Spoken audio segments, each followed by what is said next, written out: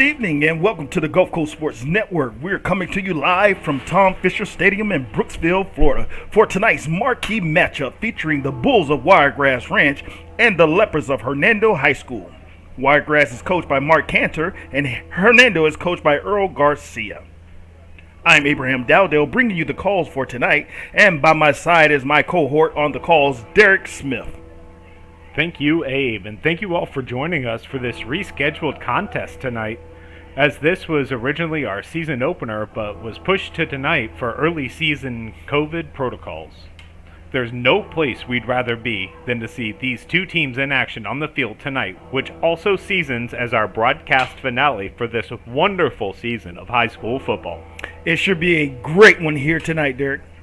That it is, Abe. Leading the charge for the Bulls tonight is senior quarterback Rocco Beck. Rocco entered the season as a top 10 rated quarterback in the state of Florida with a commit to Iowa State, and he's backed up those accolades this year. Coming into tonight, he has thrown for over 1,500 yards on the season while tossing 20 touchdowns. Sounds like Rocco is carrying on the family tradition. Yeah, you're right about that. If the Beck name sounds familiar to our viewers, it should, as his father, Anthony Beck, is a former NFL tight end, and he'll be patrolling the Wiregrass sidelines tonight as their offensive coordinator. They'll be going up against a tough Leopard defense led by the man in the middle, number 44, Sam Sternberger, who has 85 tackles on the season, including 11 tackles for loss, and he'll look to lead this defense to a victory tonight. Sounds like we're going to have it all here tonight. So don't go away. We're going to take a quick break and be right back for the opening kickoff.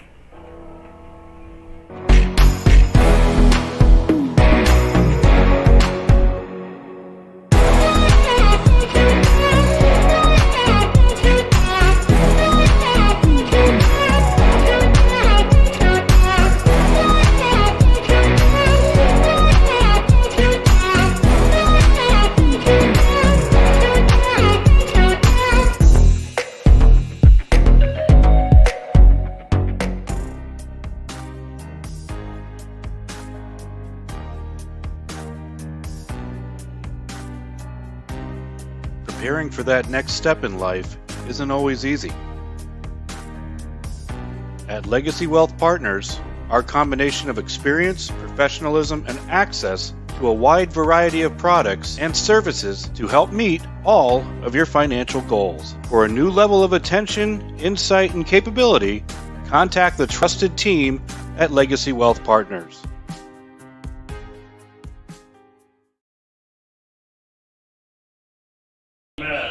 Number 44, Sam Sternberger.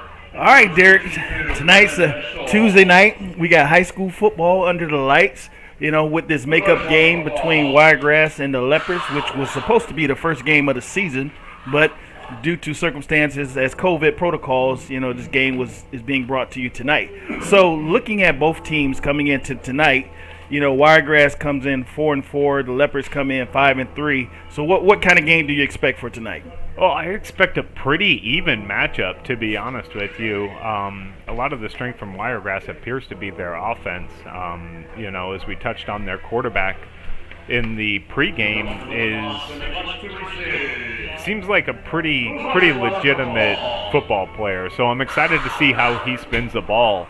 But this Leopard defense is no joke, as you and I have both seen throughout the year. I think they're up to the challenge. Try to make them one-dimensional, which usually in high school football means running the ball. But in this case, it'll mean, take out the wide, deep options for him. I was just looking it up. His long on the season, talking about Beck, the senior quarterback for Wiregrass, is a 76-yard touchdown. So, if you can take the over-the-top stuff away, knock down the intermediate stuff, make them run more, make them a more one-dimensional team. Their defense could do that and keep them in this game. This will be a good one. Yeah, it really should. I'm looking forward to it. There's also that that final push before the playoffs, depending on how these teams fare in reference to making it into the playoffs and everything like that. Yeah. So we ought to have a very good matchup tonight. I'm excited to see, this Leopard defense, especially with the speed that I've seen once before when we covered their game. Right. And that tough game they had against Nature Coast when it came down to the wire, for the defense, making big plays as well as the offense for the Leopards. So it'll be a challenge tonight, and it'll be a good night to see it. Yeah. Little unorthodox playing this on a Tuesday, but we're happy you're joining us. If you haven't yet, go ahead and subscribe, like us, let us know how we're doing. Leave a comment. We'd love to hear it. We hope you're enjoying it. We love bringing it to you. And like you said earlier, this is our final high school broadcast for the season, so it's a lot going on tonight. We'll be away for a little while, and it was great to have this opportunity to cover the county's football teams this year, and it's been an exciting ride. It has. It really has. We've had a lot of great games that we've been able to cover, and again, just to highlight the young athletes of this area. There's a lot up here, and this is a talented bunch, and there has been for a long time. So we're glad you've joined us. We know you're watching out there. We can see you. So go ahead, click like, click subscribe.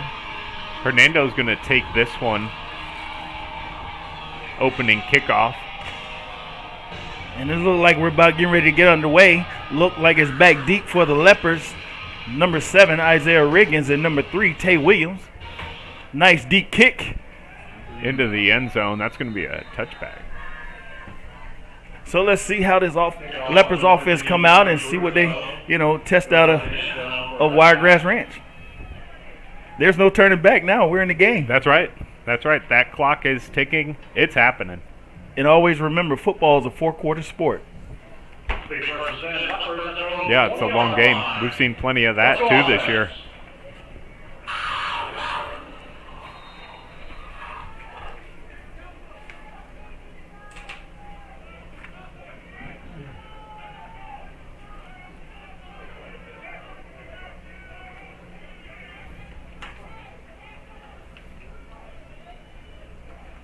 Looks like the Leopard's going to come out with twins to the right.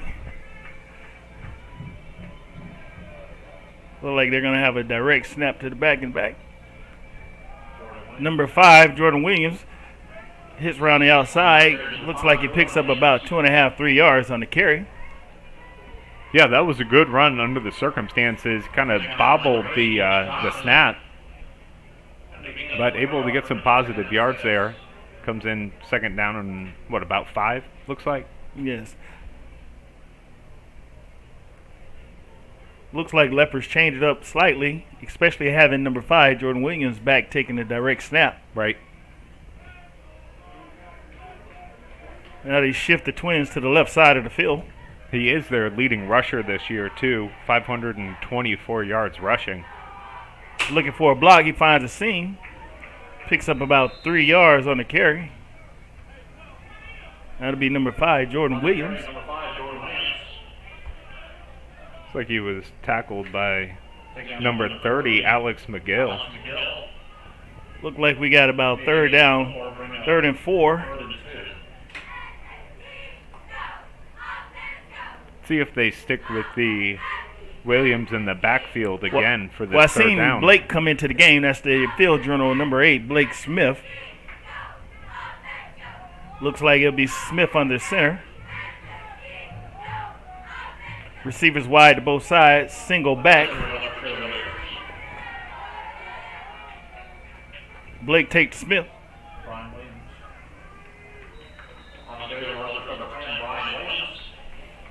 Looked like number 10, Brian Williams, secured a first down for the Leopards as they move the chains. Yeah, not trying to do anything too fancy there, just creating some holes, knowing they only need a couple yards to getting the yards, keep the chains moving, sustain this opening drive, get some points off of it, and let your defense go out there and eat. I'm sure they're excited.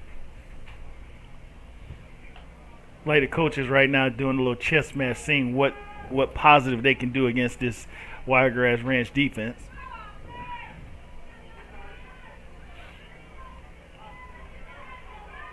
Got receivers split to the left and right. Brian Lewis back deep. Smith under center. And looks like we got a delayed game.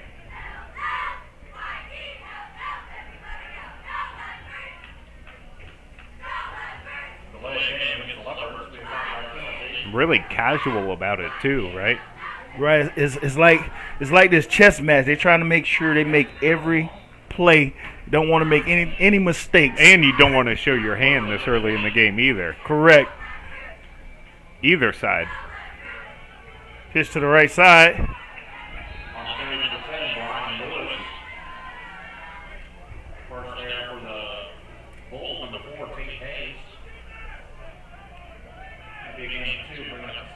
Looks like the Bulls trying to shut down the Leopards' run early, trying to, adjust their defense. Yeah, make to them the few go to running the plays air a that the little Leopards bit. ran. And Smith is capable of going to the air too. He has a couple passing touchdowns on the year, thrown for nearly 500 yards in his own right.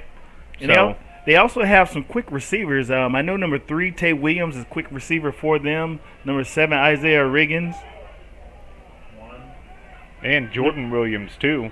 He's one of their receivers out there, but he gets a lot of rushing yards, too, for this Leopards team. Leopards go up the middle again. They may have a Leopard down.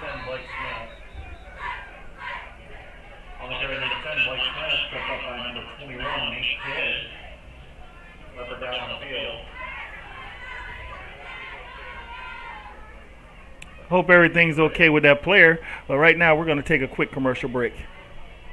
My name is Tom Roselli. I served in the U.S. Navy 65 to 69. Through all the turmoil and stress battling with the VA, I've come to learn that certain organizations have their hands tied and can only proceed so far, whereas Attorney Chris Chambers has the experience and the ability to dig into the files and get the results that got me my 100%. Tremendous job in helping veterans.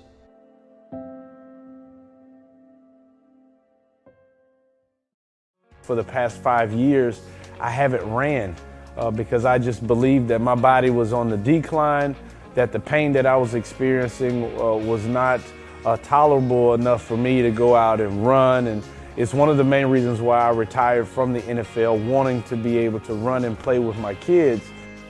And the day that he adjusted me, I felt that relief and I felt like I could actually put on my cleats again.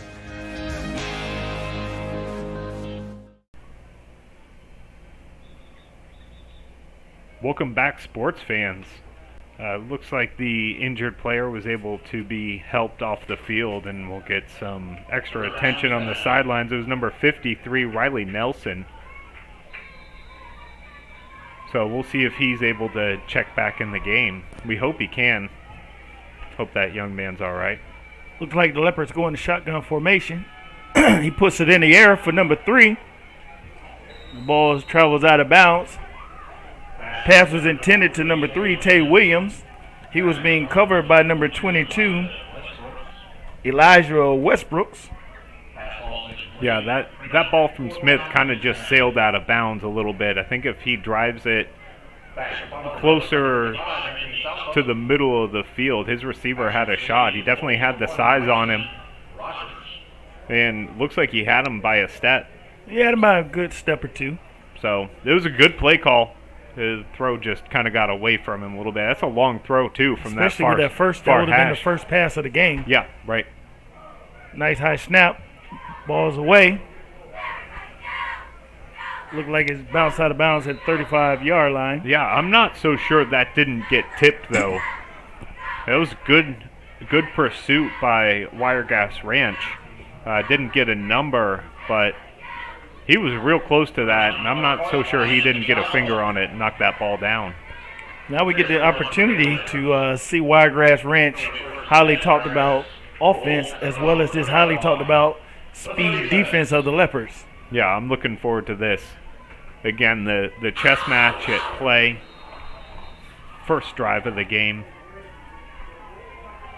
Don't want to show too much, but you want to get some points on the board too. field general for the ranch, Rocco Beck. He's a senior, 6'1", 185 pounds. They come to the trips left, hand off to the running back, number 7. He finds a seam, picks up about 15 yards on that carry. And that was number 7, Kenneth Walker for Wiregrass Ranch, who found an early seam following his block and hit the hole quickly. Yeah, real good explosion.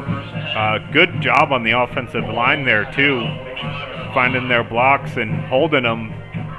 Give him an opportunity to get some real good positive yards. They come back, they hand it off again.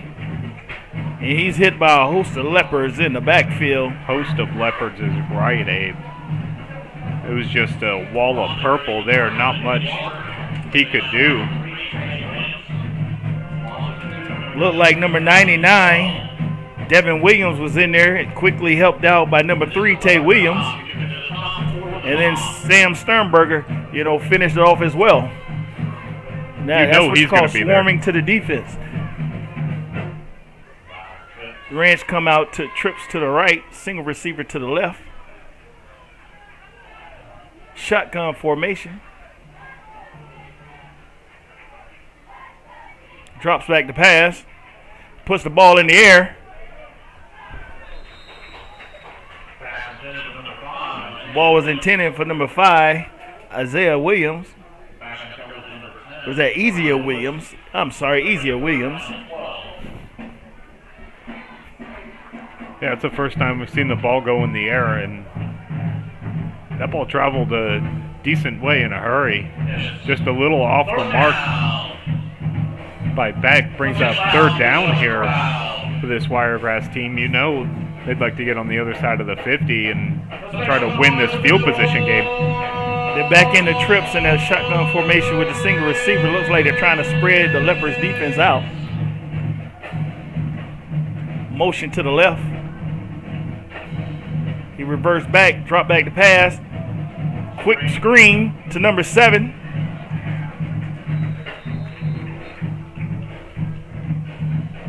Initial hit by number 44, Sternberger, with Kenny assistance Walker. by number 7, Isaiah Riggins. That was a good screen there to Kenny Walker. It just wasn't quite enough for a 1st down. But it looks like the offense is going to stay out here. Look like they're going to go for it. Look like they got coming up 4 wides. Let's make some noise for them, boys. Shotgun formation.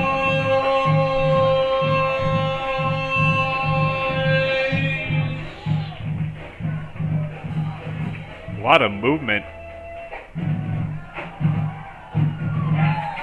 Little quick pass he intended for number 1, Bryson Rogers, which gives the Leopards great field position. Yeah, right at the 50-yard line here for the Leopards. Good field position. Good stand by the defense. Really a lot of pre-snap movement by both teams. The Leopard defense, everybody checking in and out, moving back, trying to give him different looks. And same thing for the Wiregrass offense. They got a lot of men in motion, trying to see what kind of coverage, what kind of package the Leopards are in. So that chess match on display here early in this ballgame. Trips in the backfield, single receiver to the right for the Leopards. Ball handed off to number 5, Jordan Williams. Looks like he picked up about 6 yards on the carry.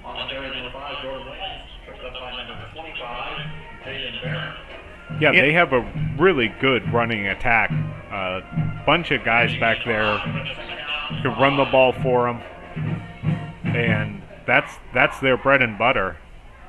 Pound the inside, open up the outside, take a shot when it seems to make sense. And I wouldn't change anything if I were the Leopards. They've had good success here moving the ball early in this game over to the Wiregrass side of the 50 now. They still got trips in the backfield, single receiver to the left. Blake's under center. Quick handoff to number 3, Tay Williams. Looks like he might have enough for the Leopards' 1st down. Triggy was brought down by 30, Alex McGill.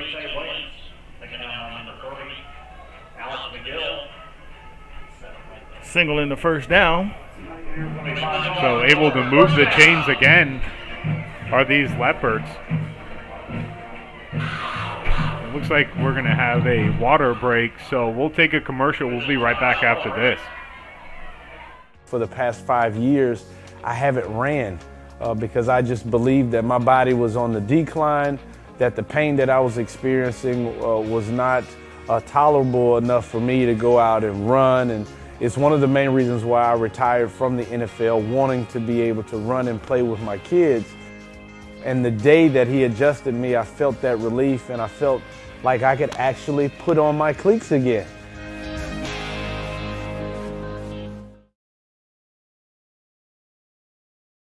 But welcome back, sports fans. We're glad you're joining us on this Tuesday night here at Hernando High School. Wiregrass Ranch Bulls against the Hernando Leopards. At the Bulls. looks like the Leopards going to go twins to the right. Single back. Smith under center.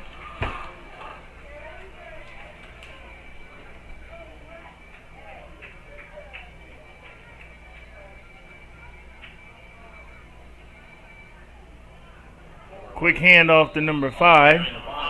That'll be Jordan Williams. Yeah, Looks Nick like he Johnson. got about 2 yards on the carry. Nick Johnson on the tackle. He read that early and right in the backfield. Didn't even get to the line of scrimmage. So good job getting positive yards after initial contact. Looks like Jordan to be the field general again. Blake Smith has ran off to the side. Leopards mixing it up a little bit tonight with their offensive schemes. Yeah, showing some different looks here, seeing what works. Like you said, getting ready for the playoffs. We got trips to the right, tight end to the left. Direct snap, number 5. Takes it, looks for a seam. Picks up about 3 yards on the carry. Third and a couple for this Leopards offense.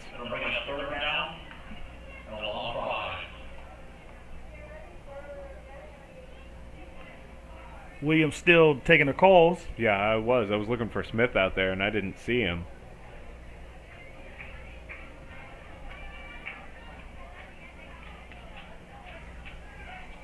Jordan's a senior. He's 5'9", 155 pounds. He's a little speedster as well.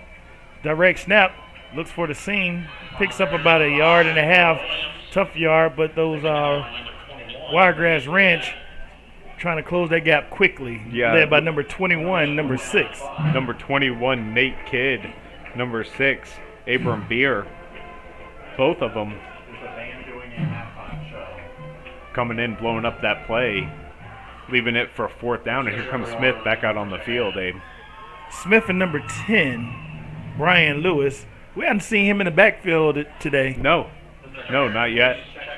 Brian Lewis is also a senior running back, looking at 5'9", 183 pounds coming into the game.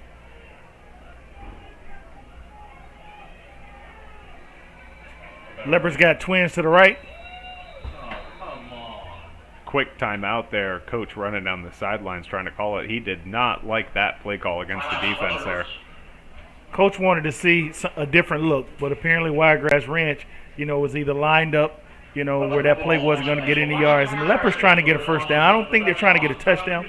I think they're trying to move the chains. So they're trying to, make smart plays and smart decisions right now, especially being where they're at on the field right now. Yeah, I mean, you got a good drive here. You want to keep it sustained. You only need 5 or 6 yards for a first down.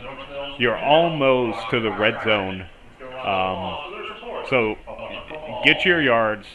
We don't have to get them all right now. They wouldn't be heartbroken, though, if they do break one, I'm sure. Not at all.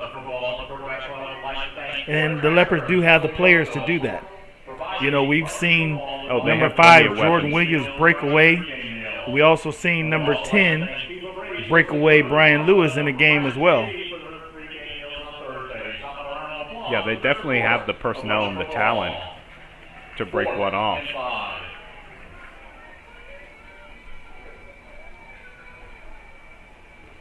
Quarterback keeps. Looks like he picked up about 4 yards, but it doesn't look like it's enough for a first down. 4.5 maybe. But, yeah, I think you're right, Abe. I don't think it's enough. Yep, first down Wiregrass here. Good call. I like the call. I like the call going for it on 4th. You know, Smith is one of their leading rushers as well, 219 yards on the season rushing for their senior quarterback. Well, looking at the Wiregrass after their first series, you know, they're coming right back to 4 wides. Shotgun formation. You know, they had success spreading the Leopards defense out last time, and they kept handing it off to number 7, which was getting nice yards. Once again, they hand off to number 7. There he is again. Yeah, number 6 on the tackle, Perry Grant. Oh, I'm sorry. There's multiple number 6s. That was Emmanuel Acker. And once Goes again, by Manny. They gave the ball to number 7, Kenneth Walker. Well, you get the defense spread out like that, you can't pack the box with players. And they're back to that 4 wide formation. Shotgun formation with number 7 to the back.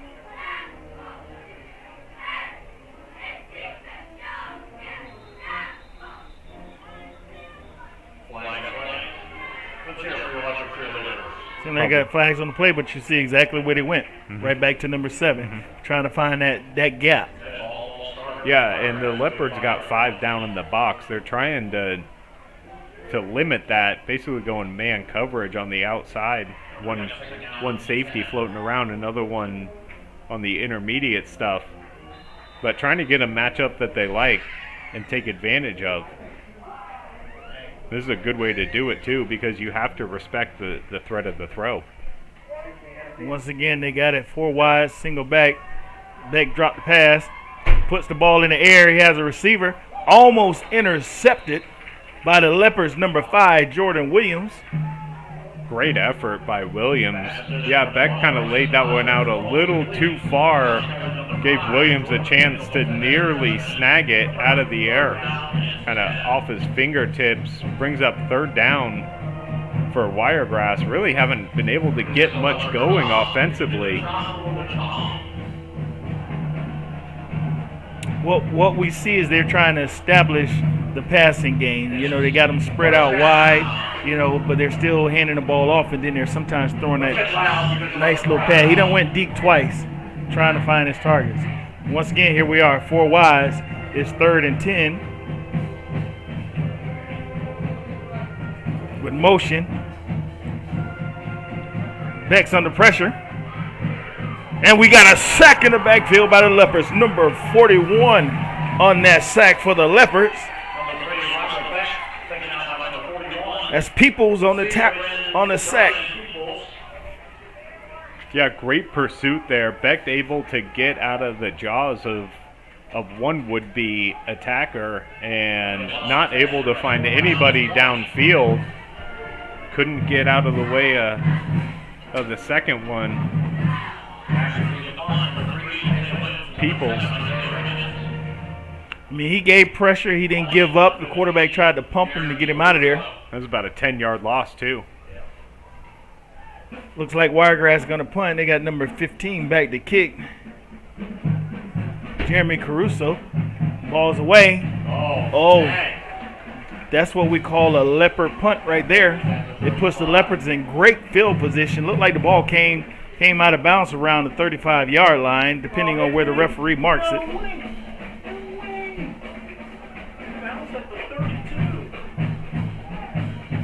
Yeah, I'm not so sure that one didn't get touched either, to be honest with you, Abe. Great pursuit there by the Leopard special teams. I think maybe they got a hand on it, deflected it away, and they, like you said, have great field position. Looks like it's on the 36-yard line. You can't ask for anything better. No. If you're playing a field position game, the Leopards are winning it at this moment. Looks like the Leopard come out with single receivers to the left and right. Shotgun formation.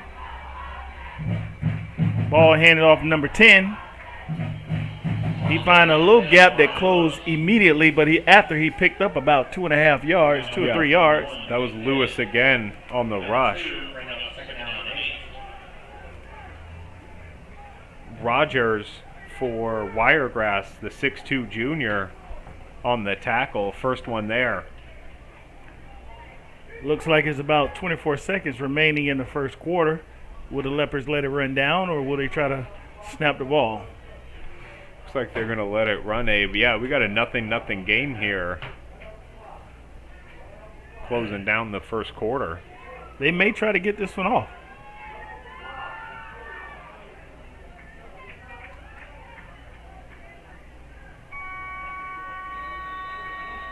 And that's the end of the first quarter.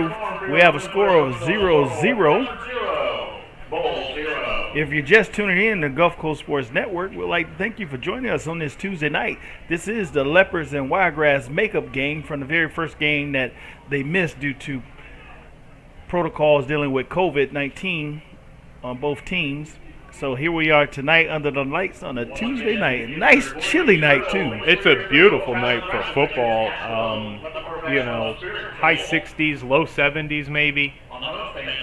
It's just going to cool down the rest of the way here. So we're going to take a quick commercial break, and we'll be right back after this.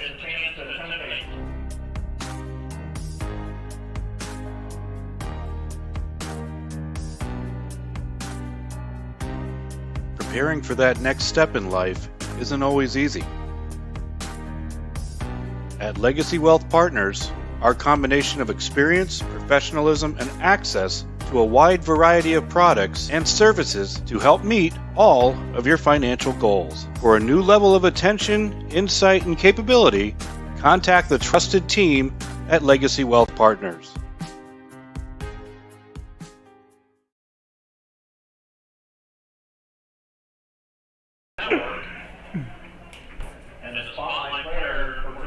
Welcome back, sports fans.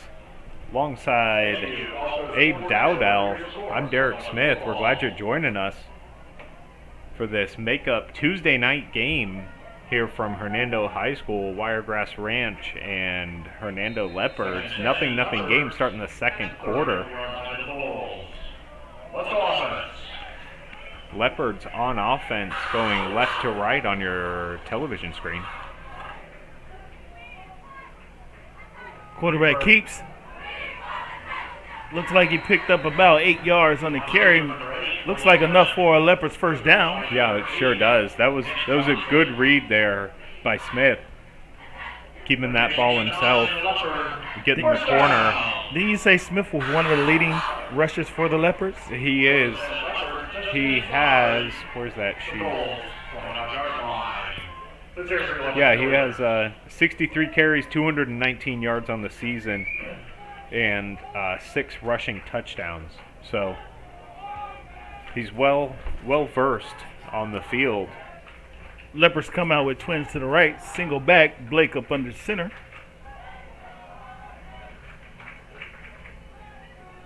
Quick handoff to number 10, Brian Lewis. It looks like he gets about 3 yards on the carry. And Hernando's not outside of themselves here. They're just doing what they do well. Run the ball inside, a couple yards at a time. When the opportunity presents itself, they'll take a shot. But they just get it in their skill guys' hands and kind of let them try to do the rest. I think the Leopards only had that one pass, which was intended for number 3, Tay Williams, early in the first quarter. Yeah, I'm pretty sure that's their only pass of the game. Leopards go twins to the left. Williams in the back. Williams take it around the right side. Williams trying to find a seam, and he's quickly met by number 21 of Wiregrass, Nate Kidd. There is a flag on the play, so let's see what occurred here. The flag's on the Leopards, it'll hurt them. But backing them up. And it looked to be right around where the play ended. So, 2nd and 13. And this is the part of the season where the referees get real tough with calls because it's the end of the year. It's when playoffs get ready, and anytime you're going into the playoffs, referees, they're calling everything because by then they feel everybody should know exactly what's going on with the game. Yeah, at the beginning of the season, they're a little more. They'll give you a couple more warnings.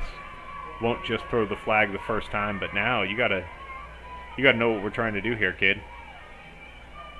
Quick pitch to the right to number 5, Jordan Williams. And there's another flag on the play. Number 6, Abram Beer again on the tackle. We've called his name a couple of times, Abe. Yeah, he's flying to the ball. He has a vision for the ball. He also is leading them 37 tackles on the year.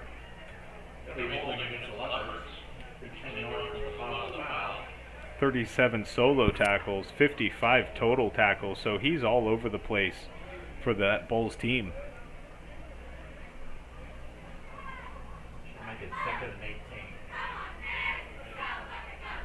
Looks like another holding on the Leopards. That really hurts him too, starting with that great field position this drive. Now 2 penalties back to back. That's a momentum breaker. It really is. It really is. They did have something cooking too. They were able to move the ball a few yards at a time, get a couple of first downs, and at this point there's no chance for. Look like Leopards going twins to the left, single receiver to the right. Shotgun formation for Blake. Rolling to his left, looks to pass, got a man wide open, in and out of the hands. It's like number 23, 21. It was pass intended for Kaysen. Permadio. Permadio. I just got a pronunciation check. I appreciate it. Challenging last names that we have, covering some of these games. I mean, they're very challenging. We'll thank the parents for that one. Yeah, absolutely. Absolutely.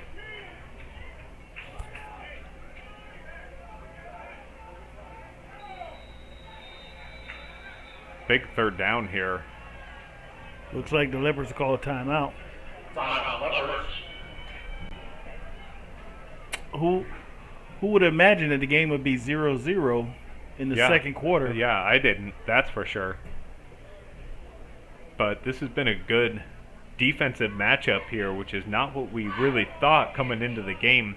We're going to take a quick break, and we'll see what the Leopards have dialed up for third down. Certainly I'm an avid golfer, been, golf usually weekly. Play a lot with my wife. With the repetitive motion, as you know, with a lot of golfers, it's an unnatural motion that you put your body through. After suffering for years with shoulder pain, Mike chose stem cell therapy as an alternative to surgery. I'm just excited because patients that have been in pain for years that are now doing the things that they want to do, and Mike's just going to be adding to that list. Call Aligned Integrative Medicine for exam and x-rays to see if you qualify for stem cell treatment.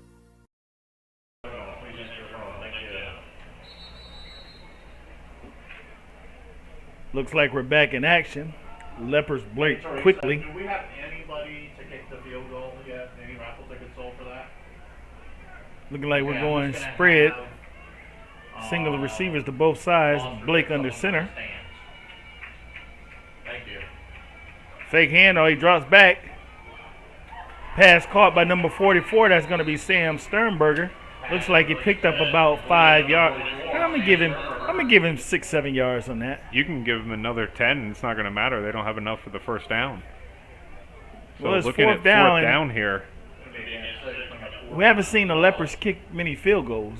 No, we have not. Number 30, Alex. So is this a position to where they go for it or they decide to punt? I think in this position, Number 30, Alex. I mean, if you punt and you get it into the end zone, 4th and 12. it's only a 10-yard.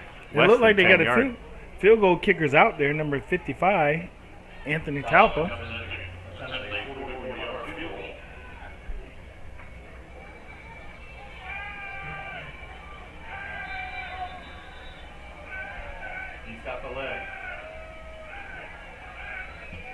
Ball's away, and it's short.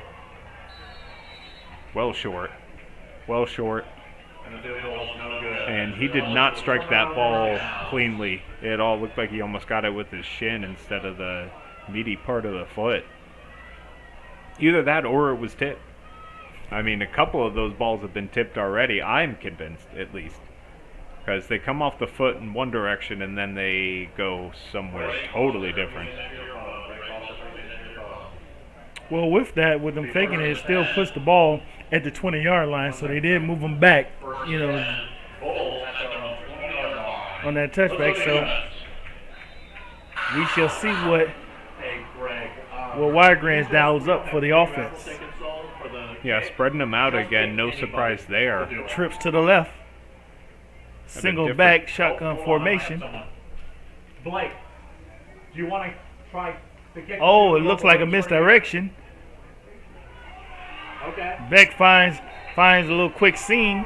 You know, he actually made up that play because it seemed like the running back was on the wrong side of the ball once he got it, because he went to give it to him on the right side and the running back went left. But he was able to make up a play and get 10 yards, enough for a first down. So he made up for whatever went on between that miscommunication between himself and the back. Yeah, that was a new running back too. That was Davian Brown in the backfield with Beck, and great improvisation. And I'm pretty sure that's their first down of the night, isn't it, Dave? I believe so. Well, number seven got one, but that's the first one Beck was able to run and get one for them. Yeah. Just find someone. Got the trips. We don't have anything. Hand off. Thank you, sir. Number 10 brought down by a Looked like number 2, Dominic Rodriguez, was in there quickly for the Leopards and made that initial hit, and then the rest of the Leopards swarmed in, you know, to assist with trying to get him down. But number 2 actually made that initial hit coming in there. Someone, Greg.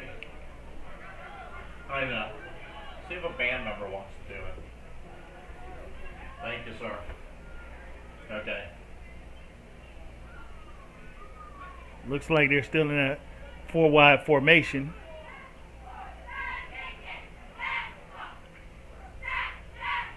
Beck drops back. Flushed out the pocket. He sees some room. He runs. He gets the first down and he runs out of bounds. Yeah, it was a good run there by Beck. And he's only got 40 yards rushing on the season. Well, with him having to come out of the pocket like that, that means everybody downfield was covered and well covered by the Leopards, which gave him that opportunity. Now, unless coach puts a spy on the quarterback, that's going to happen. You know, but your cornerbacks and linebackers that's covering these guys downfield are doing their job, because the quarterback has no options. And they don't have enough personnel, because they do have to respect the arm of Beck too. So they can't just put everybody on single coverage and spy the quarterback. Beck hands off. He finds a seam. He's got some quick feet. Save and tackle by number 5, Jordan Williams. That was Davian Brown showing the wheels. Little shifty moves there too. Had Jordan Brown not stayed home, Jordan Williams, had he not stayed home, he was going down the field. He made a saving tackle on that one. Yeah, that was a good low tackle too. Take him out, but that young man, number 10, Davian Brown, is kind of limping over to the sidelines. So hope he's okay. Number 10, Davian Brown, was getting around on the ball. Hang in there, man. Jordan Williams is playing both sides of the ball. You know what? He's playing quarterback at times and also running back, to include playing DB. He's a senior, 5'9", 155 pounds, and he's all over the field tonight. He is all over the field. You're not kidding about that. Before 10 at the Leopard, 46-yard line. Let's go defense. Beck rolls to the right. Get him, Devin. He looks to pass. Pass complete to number 5. Still moving. Number 5, Isaiah Williams for Wiregrass. Good completion there, rolling out of the pocket. Under distress, too. Kind of jump pass by Beck. Looked like number 10, Brian Lewis, was on that tackle. There's a linebacker out there on the coverage. First one on the scene. It's a first completion downfield for Beck this game. Hands off to number 2. He finds some room, picks up about 7-8 yards on that carry. Yeah, this is probably more what Wiregrass is wanting to do, a good run-pass split. Nice balanced offense. Try to pick the right play in the right situation. Defense maybe guess wrong, sell out for run, and you go over the top, or vice versa, really. We've seen Beck be able to take advantage of that a couple of times already. That was number 2, McCray, on that carry for Wiregrass, and he seemed like he got some quick feet. Hands off to number 2 again. He got some nice, quick little 2-step in the middle, and then he hits that hole. Yeah, really nice shuffle step in the hole, waiting for it to open it up, and nice explosive speed to get through it. And he got enough for a first down. So Wiregrass here moving the chains. That run has given their offense some momentum. Yes. And that completed pass also, has given momentum. And sometimes these games become with momentum shifts. The Leopards had it till they was struck by those 2 penalties, and then it seemed like the momentum shifted on them.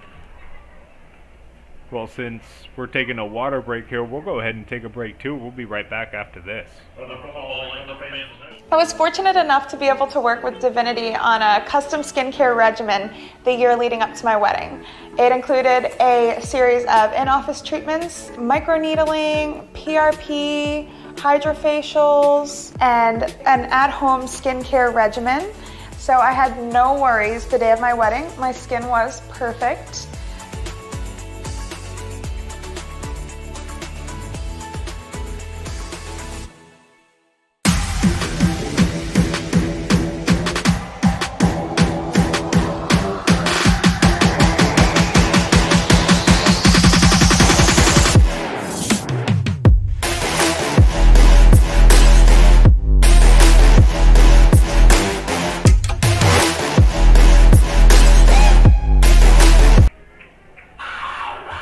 And we're back to action. Wiregrass come out with trips to the left, single receiver to the right, shotgun formation. Beck drop back, puts the ball in the air. Oh. And it's touchdown, Wiregrass. Yeah, that was good coverage there by 24, Seth Helmet for Hernando. That ball was just put in the perfect spot, though, by Beck. It was put in the perfect spot, but I'm quite sure the Leopard coaches are questioning that because it seemed like a little slight push-off, right as that ball was in the air and that it was making its transitions into his hands. But the referee on that sideline did not see it or call it, so it's going to be a touchdown, Ranch. So good drive put together there by Wiregrass. Good mix of run and pass. See if they can knock the extra point in.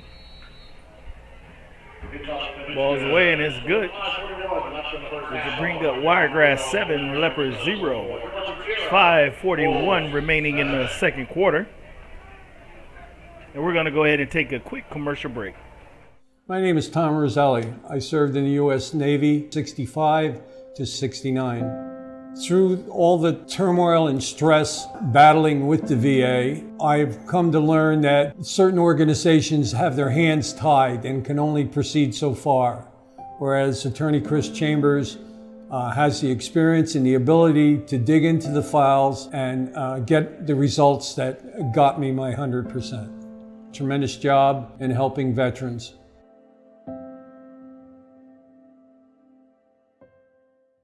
I was fortunate enough to be able to work with Divinity on a custom skincare regimen the year leading up to my wedding. It included a series of in-office treatments, microneedling, PRP, hydrofacials, and an at-home skincare regimen. So I had no worries the day of my wedding. My skin was perfect.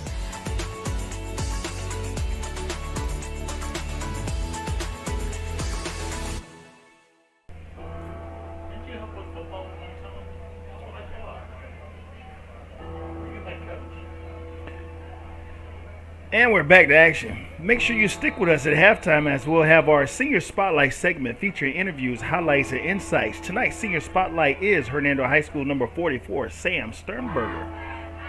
Yeah, I'm excited to see that. He's quite a ball player. So excited to learn a little more about that young man. Kicks away. Called by number 3, Tay Williams. Williams looking for a sideline. He's still moving. Williams got a little seam. He's brought down at about the 35-yard line by number 27 and 7 for Wiregrass. 27, Stephen Purview.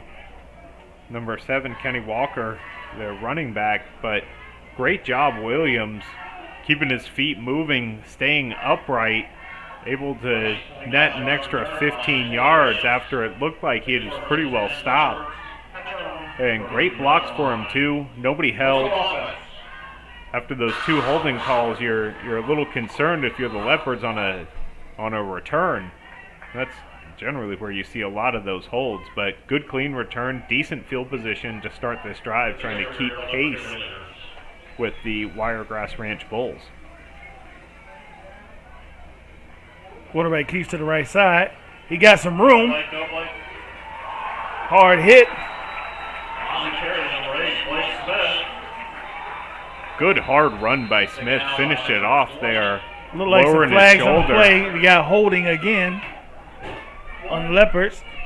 It's number 4, Tate Hayes, on the tackle there. But number 20 was involved too, Isaiah Fitzpatrick for the Bulls. He was the one who took the brunt at the end of that run. Smith delivered. Again, it looked like that was another one of those option runs. Hold it in the stomach of the running back or keep it yourself. And he kept it himself. That was a good call. But after the hold, it's going to be first down and 20, it looks like. Those momentum breakers. Yes. Yeah, they really are. A lot of energy on that sideline, too, after that run. And it's like somebody popped a balloon over there now. The blocking were the coaches? Hold on. Yeah. Blake keeps it, takes it up the middle. Looks like he got about 2 yards on the carry. I'm going to give him 3. 3 yards. 21, Nate Kidd on the tackle. And he got a couple of yards on it. You've said Nate Kidd a couple times. Yeah, we've said his name a few times. He's a linebacker. He's involved here. Kind of knows for the football. Just what you want out of that linebacker position if you're a coach. You know, these holding penalties are really hurting the Leopards, and being this close to the playoffs, this is when, you know, penalties should be very limited. Yeah, you got to. All that stuff should have been cleaned up already at this point of the year. Quick handoff to number 10. Brian Looks like he got the ball back to the line of scrimmage. Yeah, it brings up 3rd and 13 here. 25 on the tackle, Jaden Barron, another senior linebacker.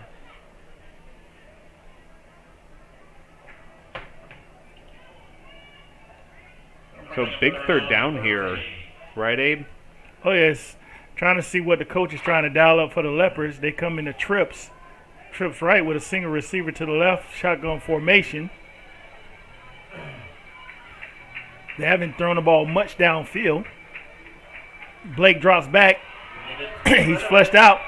And he's brought down by number 21. Nate Kidd, you know it. Nate Kidd once again. And number 9, Noah Coates, was also back there to assist. You know, it was a good stand there by the Wiregrass Bulls. But really, that was just Hernando shooting themselves in the foot there. First down, they got a great first down run by Blake Smith. And negated back 10 yards, makes it first down and 20, and they weren't even able to get back to the original line of scrimmage at that point. So I'm sure we're going to see a punt here and trying to back the Bulls up. And like I say, sometimes penalties can actually hurt you. You know, Tay Williams had a nice kick return which gave the Leopards momentum as they went on to offense. Then the offense quickly moved the ball down the field, and then they were hit by a holding, which backed them up. Back-to-back holding calls down deep on the Wiregrass side, too. They were looking at points, and back-to-back holding calls pushed them out of field goal range. Even though they did attempt one, it was kind of their only option there. So, and Wiregrass showed good rhythm, good pace on their last offensive drive too. So they're going to have to really get into this kick here. Looked like number 1, Bryson Rogers back deep for Wiregrass. Number 55, Talpa back to punt for the Leopards. Ball's away. Kicks away. Get him. Come on, do not let him get away. Oh, come on, guys. Number 1 is still on his feet, still moving. Couple of players down there early after Rogers had a hard time handling that ball. Eventually able to get it. So it was finally brought down by number 9, John Capel. Capel. Looked like Rogers was a little shifty. Looks like had he got loose, he could have found some quick daylight, but the Leopards were able to get down and contain him and take him down. Kind of that botched reception in addition to being chased allowed the rest of the Leopard special teams down there, and they were able to keep them just on the Leopard side of the half. Quick handoff, number 2 to the right side. 5-10. Looks like he picked up about 13 yards on that carry and a first down for Wiregrass. Yeah, looks like 44 Sternberger was involved on that tackle. We mentioned it earlier, number 2 McCray, he's a very shifty back, and that quick toss to the right side, he's seen some daylight early, and with having this defense spread out, you know what, that's where they're getting these open lanes from. Yeah, they're forcing them to respect the pass and hands taking off to the left side this time. Come around the outside. Come on, guys. He's still on his feet. Taken down, number 5, Jordan Williams. Looked like he's about at the 8-yard line. And that's what's happening. We know football is a game of angles, but what's happening is when they keep giving it to this quick shifty back, and all they're doing is a quick toss to the outside, and all he's doing is just trying to find that lane, and he's hitting that lane and making these linebackers have to come up and come off their blocks from the receivers to make plays. Yeah, good blocking downfield too. You don't get big gains like that on the ground if your receivers aren't out there blocking their men as well. And that's why they spreading the Leopards defense out, and going 4 wide to where they have to, guard the receivers and contain, and then they're going to play makeup trying to make these angles to make these tackles. And we're going to go ahead and take a quick commercial break. We'll be right back. Navy SEAL veteran and endurance athlete Don Mann pushed his body to the limit and tried regenerative medicine when all other options failed. It's unbelievable. I just assumed I was going to be in pain forever. And I've been in pain since the 80s. Now I'm running and riding a bicycle faster than I have in 7 years. Even my vision is better. I'm 100% pain-free right now. And I don't take any medications. Call Aligned Integrative Medicine for exam and x-rays to see if you qualify for regenerative treatment. It was just a quarterback quick toss. And we're back in action. Wiregrass is knocking on the Leopards' door. And once again, they're in that 4 wide set. Single back, number 2 McCray in the backfield.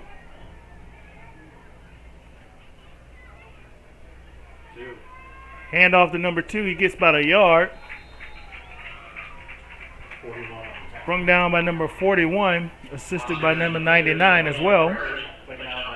99, Devin Williams. And Peoples, number 41, on that tackle.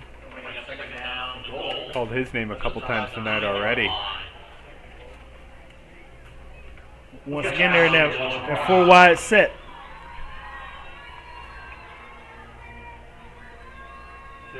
Hand off the 2 to the right side. Turns the corner, and a flag comes out. Yeah, Sternberg able Holding. to kind of Holding on the Wiregrass. knock his heels out from under him. Nearly got beat on that. There is a flag, so this Wiregrass offense going to be pushed back a little bit. It might open the playbook for him a little bit more, though. Kind of away from the goal line a bit.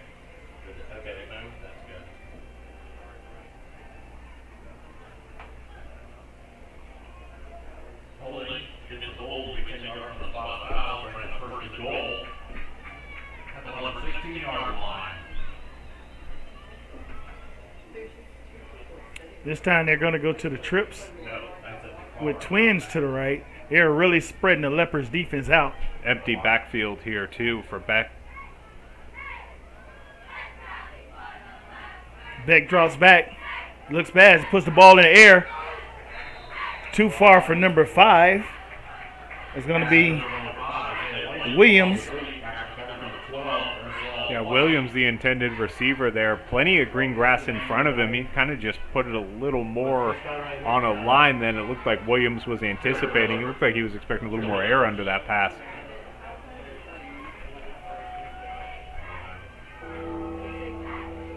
Looks like it brings up 3rd down. Let's make some noise for them ball. They're going to go right back to their 4 wides.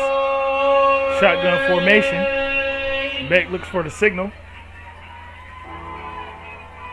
Beck drops back. Looks to the left. Ball's in the air. Number 1 by himself and in and out of the hands. Not able to get Bryce under Rogers. it. Off his fingertips. 1 minute left here. 7-0 ball game. Looks like their field goal unit's going to trot out here. Number 15, Jeremy Caruso. Going to try for the field goal. I'm sure Rogers wish he had that one back, a replay on that one. Like he kind of took instead of going straight for the ball, he kind of came around it and tried to get under it. But that was a good play, too. That was he nice. He found himself wide open in that end zone. Just not able to haul it in. Caruso's kick is up, and it is good. That'll bring us to Wiregrass 10, Hernando 0. 56 seconds remaining in the half. You know, it's one of those things. You know, we expect a lot of offense, but we have a defensive game. The Leopards still in this game. The game is far from over. You know, the Leopards just got to get past those momentum breakers, those holding calls. You know, and, the holding make some calls, positive things happen. 4 in particular I can think of just in the half that really is the reason they don't have any points on the board. So that's just self-inflicted injuries there. The Wiregrass team isn't doing anything defensively that the Leopards can't match offensively. They're doing what they want to do. They're moving the ball effectively on the ground. Blake's gone to the air a couple of times, some successful, some not. But they have limited their turnovers. It's really just the penalties that have really hurled them. Make sure you stick with us at halftime. We'll have our senior spotlight segment featuring interviews, highlights, and insights. And tonight's senior spotlight is number 44, Sam Sternberger.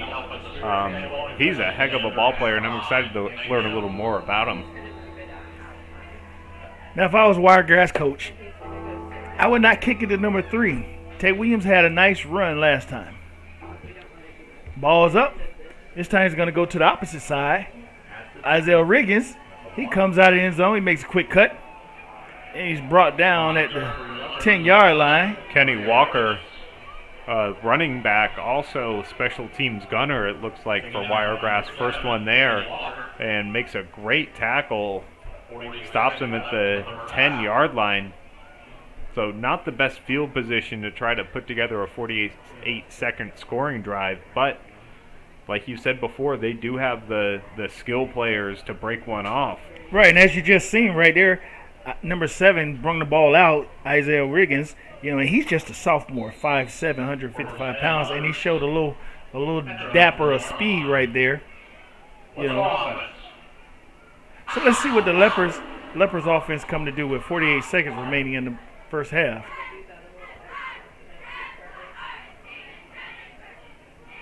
Quick handoff, still moving the ball. Looks like he picked up about 15 yards. Really good hard run there by number 5, Jordan Williams. Put his head down and just kept moving that pile of bulls and ended up with, like you said, about 15 yards. Exactly what the Leopards are trying to do, but that clock is still running. We're down to 30 seconds here, Abe. So are they just trying to build momentum going into the half of moving the ball, or are they trying to put some points on the board? Well, Williams is behind center again here. And that play was quickly blown up. Number 21 once again. Nate Kidd.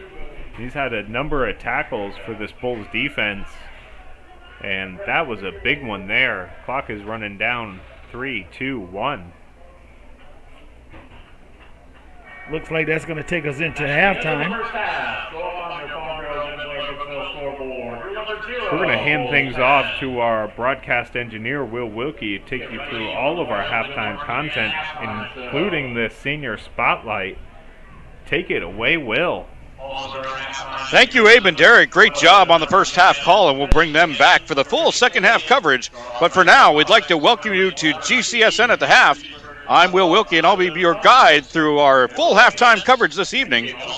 So coming up after a quick break, we're going to get things started with our senior spotlight segment. Tonight we feature the hard-hitting man in the middle for Hernando, Sam Sternberger. So make sure you stick around for that. Then we'll take it down to the field as Brian Lott will interview our special guest tonight. Regional sports writer Andy Villamarzo is going to provide his insights on our game tonight, as well as recap the season that was 2021, along with some other playoff topics.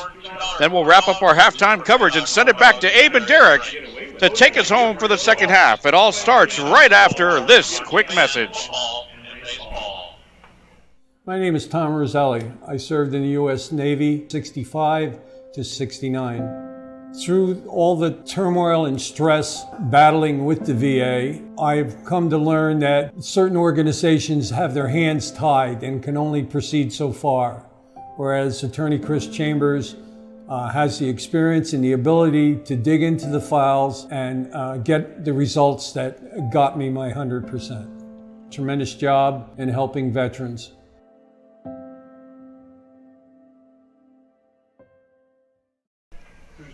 So welcome back to GCSN at the half. Coming up next, we got the senior spotlight featuring Sam Sternberger. That's going to start in just one moment. And then we're going to take it down to the field for our special guest interview with Brian Lott and Andy Villamazaro. GCSN at the half starts right now.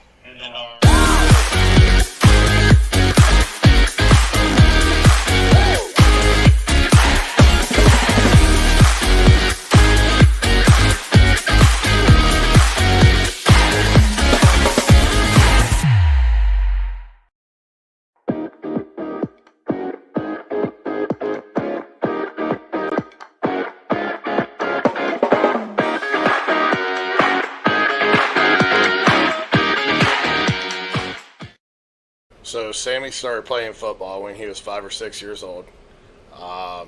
His older brother Austin played football, and he had got to the point in Pop Warner that he was moving on to middle school. I coached him up to that point, and he lets his actions speak for him. He goes out there, you tell him, Sam, this is what I need. It's a simple yes, sir, or yes, coach, and that's what he does, and he's been like that since 5 or 6 years old. Very dedicated to football. Yeah, I played HYL. I played with a whole bunch of people that I play with now, so it's been really fun growing up with them and learning to play the game with them. We traveled all around Florida, Central Florida. It was a good time playing against the teams. We still play against the same people now. It was special to me to be able to coach both my sons and Sammy because you get to watch their development. You get to watch how they're taking the game on. I'm a coach that's always went out there and coached for the team. I've never coached just for my son. So there's always a feeling that, am I playing my son too much? Sammy ran the ball, and when he ran the ball, he ran the ball, and he scored touchdowns. And when he played defense, it was, if we were getting beat in one location, that's where you moved number 6 at the time. He wore number 6, and you move old number 6, and you'd hear that other sideline, block number 6, because number 6 was killing him out there. And he sees the field very well. He wasn't always the fastest. He is very quick, but he wasn't the fastest. But he always had that step because he sees the field and sees the plays very, very well. So as I started moving up in middle school, Coach Neal was the defensive coordinator at Parrott, and he kind of took me under his wing, learning how to play defense, how to play linebacker, learning coverages and gaps, and a whole bunch of different, all new vocabulary, new stuff for football. And I was just learning and learned more and more and more, and just ended up getting a lot better, a lot quicker, good at reading the offensive line. 6th grade to 8th grade, I stepped away from coaching because I want him to get another aspect, another perspective on football. It was nice to watch him. They had undefeated seasons when he was out there. So, I've always watched him and watched how quick he was to the ball. And that's how he went through middle school, is just being out there. And that's where he really started becoming bigger, and striking even harder. Sam he's a tough guy. He's an old school guy. He falls in that category. We always said there's players that would have been good 10 years ago, or tough players 10 years ago. There's ones that could have done it 20 years ago, and there's one that could have done it, whether it's 1922 or 2022. And he falls in that category. Sam really enjoys football. He really enjoys playing football. There's a lot of times I have to pull him out of practice just because, he's another one. He wants to play scout defense, and he wants to play scout kickoff team and stuff like that. And I have to remind him, I said, I want you to be a good player on Friday, not on Tuesday afternoon. Let's get what we need, but let's not empty the tank before the game. But Sam's a good football player. He does his homework too. He does his film work. He knows the checks. He knows the defense inside and out. Yeah, so when he came to high school as a freshman, he'd been playing with a lot of these kids already for years. So they knew who Sammy was, and they knew that Sammy played football. So he played JV for a few games, and they moved him up to varsity pretty quick. And he started getting some reps on varsity his freshman year. Like I said, all the kids knew who he was, so they knew that he was out there to play football. And then since then, he's been a starting linebacker on the defense of the Hernando Leopards. So it was definitely a huge jump coming in that summer and seeing all the seniors, upcoming seniors, like lifting as much weights as they were. It just really motivated me to get on their level, get faster, stronger, and I just really put my mind to it and started working to be better. So my sophomore season, I started the spring game, and a lot of people didn't think I could really play on that level, but Coach Druko kind of believed in me, and I just took off from there. And going into my junior year with Coach Garcia coming in, and he brought in Jeremiah Jackson. Jeremiah taught me a lot about the game, just stuff I've never really seen before, and it took me to a whole nother level. And then just coming to my senior year, still having Coach Garcia, I just got better at my technique, got faster, more agile, stronger, and so everything I did from my sophomore year got a little bit better in my junior year. And then from my junior year to my senior year, it's just gotten faster, stronger, and better at my ability. Sammy lifts weights for football, and he even when he was younger, he was wanting to work out. And I was brought up that you don't want to get him started too early because of injuries. So I made him wait. His freshman year is actually when he started truly lifting weights, and that was to become bigger and stronger for football. So as a junior,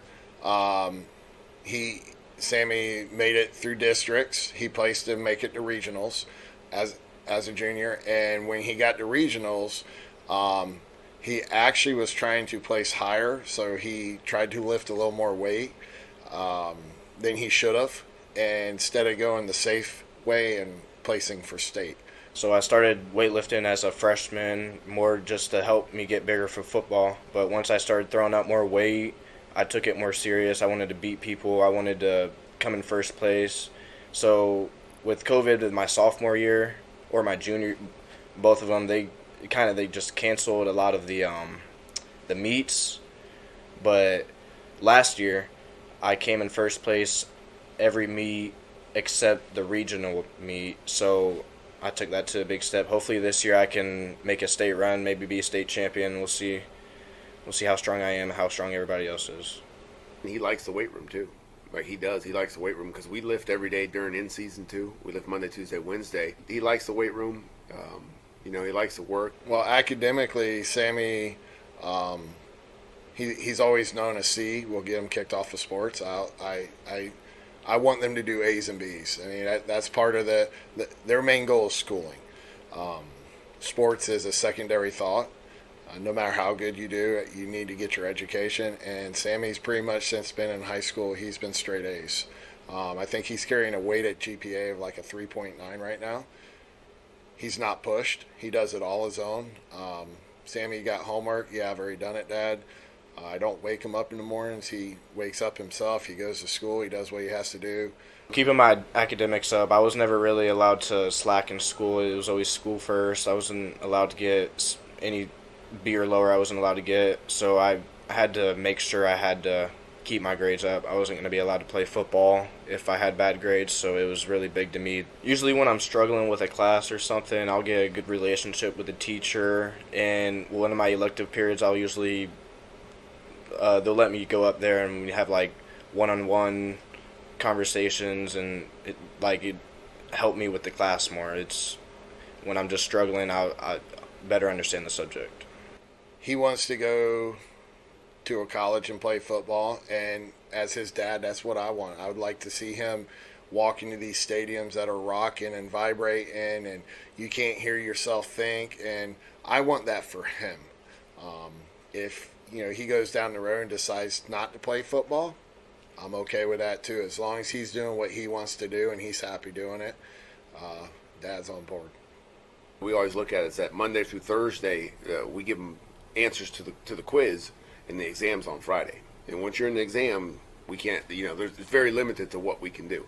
Now it's on you. Hopefully we've done our job as coaches and prepared you enough, but once you time to sit down and circle those answers, it's on you. And I think he has embraced that. And, the questions he asks are really good football questions. They're higher level football questions. They're not, what do we do on this? It's that next level is like, well, when we check to this and they adjust to our check, do we have another one? That's a great football question. And we will get together on the sideline after defense comes off the field, and we'll try to put the pieces, try to put some paint where it ain't, he's good at that because he does understand it, and he can get them going. He can get our kids going, and, you can't ask for more than that. Actually, Coach Garcia called me and asked if I would help the team out.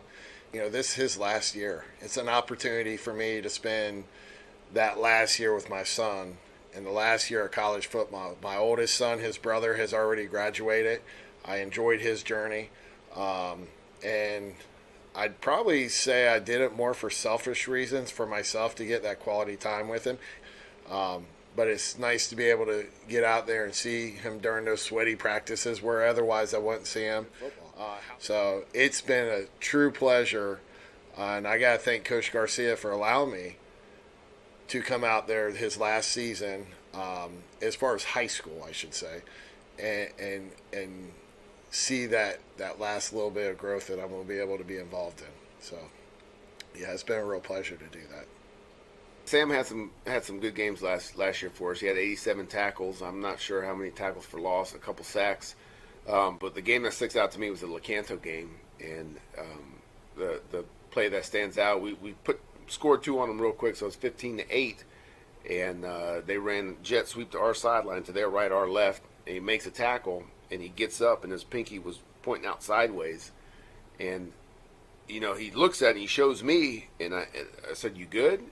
And he pops it back in place. He goes, "I'm good," and that was it. Didn't call for the trainer, didn't call for ice, didn't call for anything, And that was when I knew, okay, well, they're not going to have a chance to score again on this. My last home game, I'm just going to go out there and play like I played every other game. Obviously, there's going to be more emotion. I'm gonna try to hit a little bit harder than I usually do, but I'm just going to go out there and play my game, hopefully do the best I can.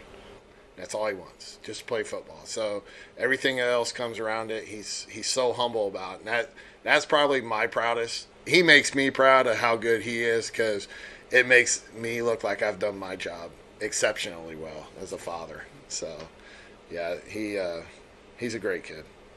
I'm looking forward to continuing my academic and athletic career at a college. I can't wait to play football at the next level.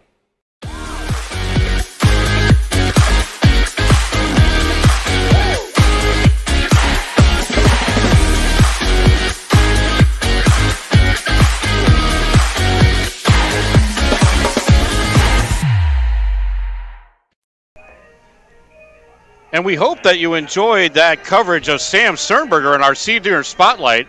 Just as a reminder, the Senior Spotlight can be found on our YouTube channel in our special events section. So look for that for about 2 to 3 hours after tonight's game.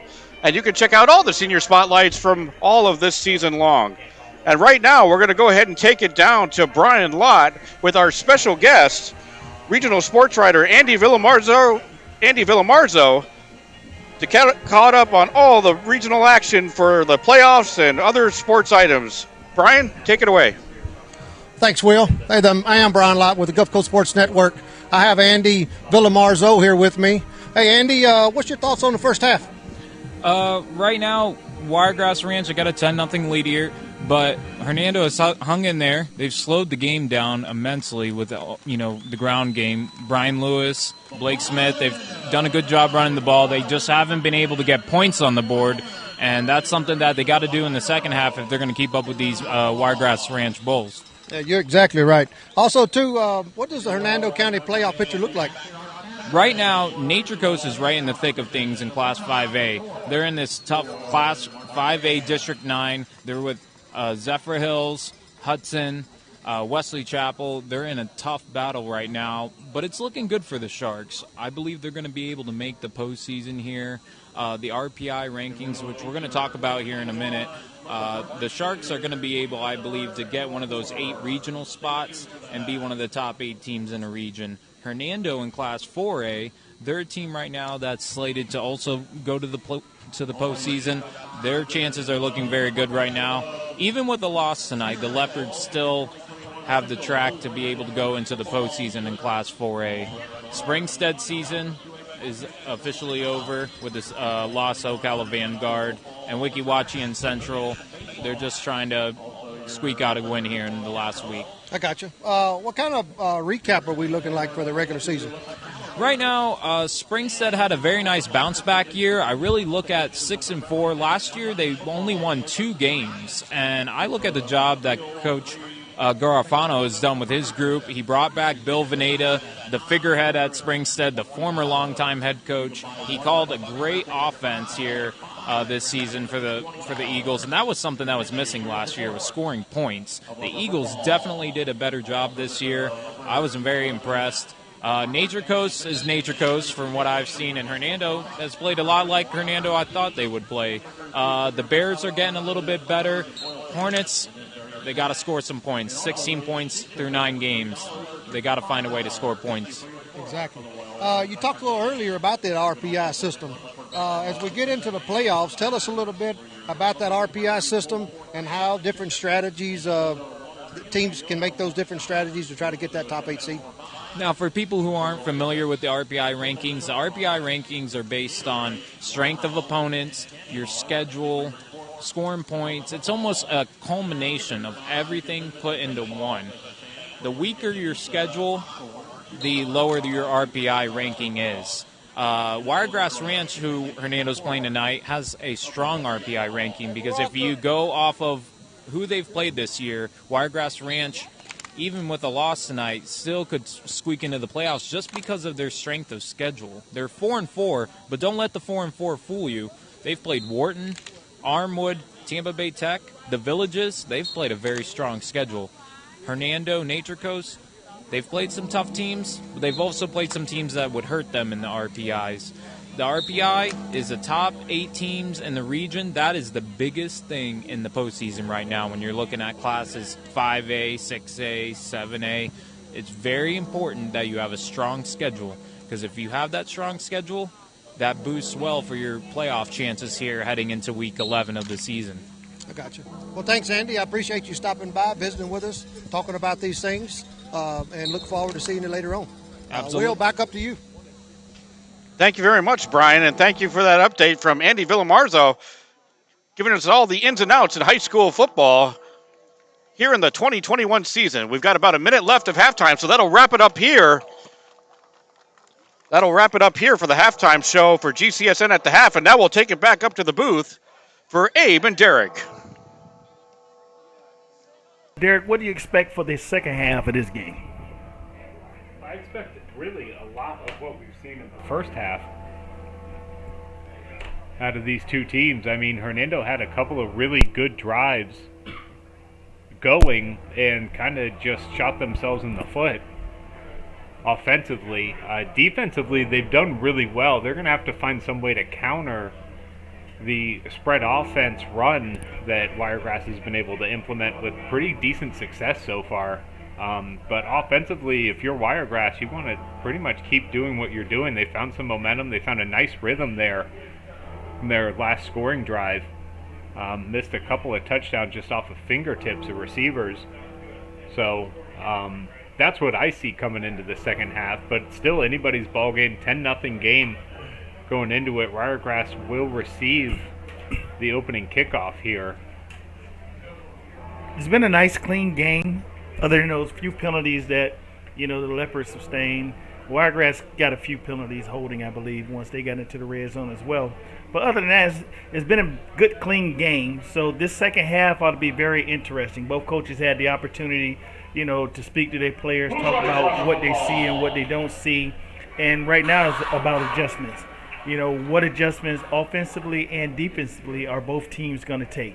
If they come back out with the same offense and defensive scheme, we may get the same results as we have right now. But if they change it up, get some momentum and some game changers, because this game is far from over. Leopards have the weapons to strike at any time, if they have the right personnel in and the right combination going. On the other side, Wiregrass, they got weapons themselves. They got a quarterback. They got receivers. They got shifty running backs. So is anybody game, even though Wiregrass is up 10-0 right now, it's still an early game. Yeah, it's still early. We got a whole half of football to play.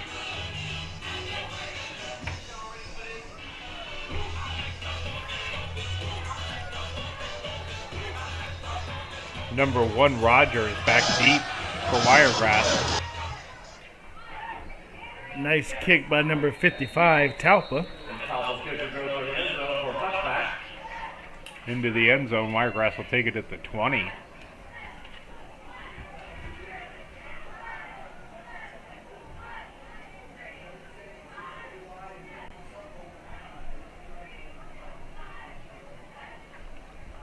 Let's see what kind of adjustments, like you were talking about, Abe, these teams made at halftime.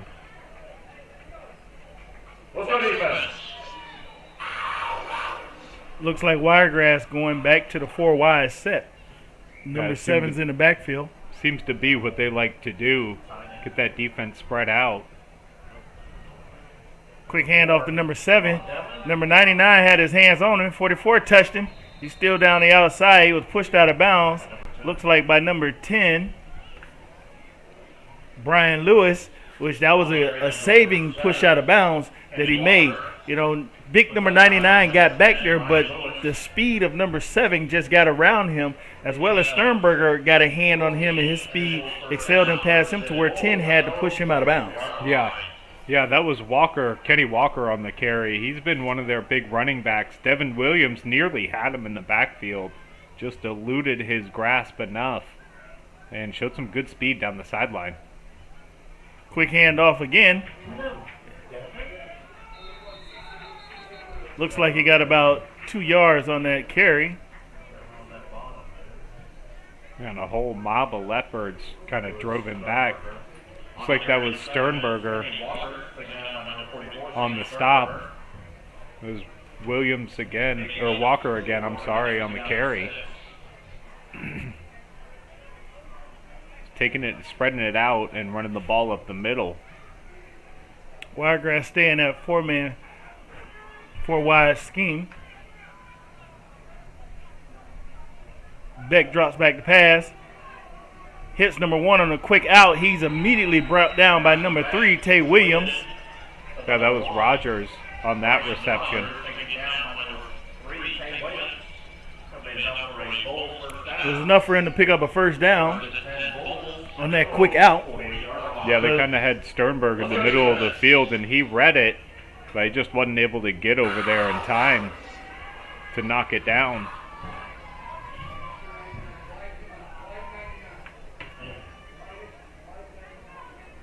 And they're staying with their 4-wide package. Motion to the left. Quarterback keeps it. Finds some rooms and runs out of bounds. Looks like he picked up about 7 yards on the carry. That was number 3 for Wiregrass. That's their field general, Rocco Beck.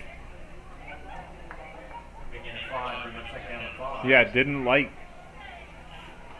letting Walker run it to that right side. Kept it himself. Got a couple yards coming to the left. They're staying with that 4-wide set.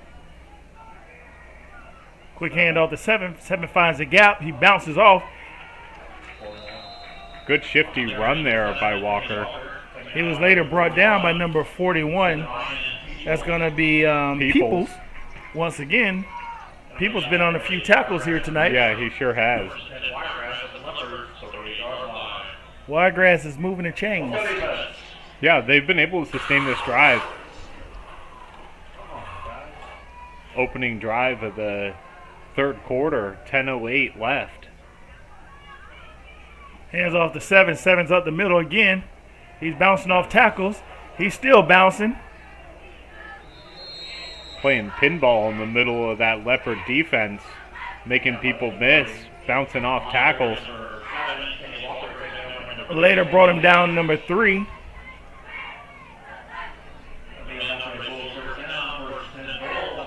It was Manny Acker finally able to bring him down.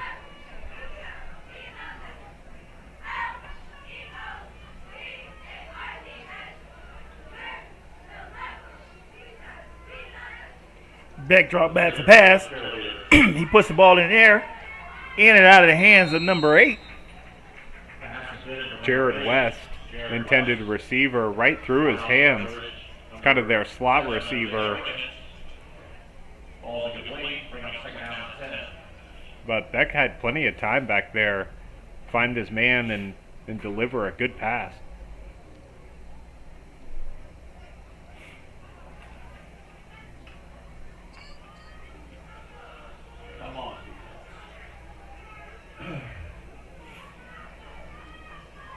Bring everybody in tight this time. Going to like a little bunch formation. Yeah. But they got this trips to the right, and then they got 2 receivers over here on the left side as well, in tight with motion. Inside handoff to number 7.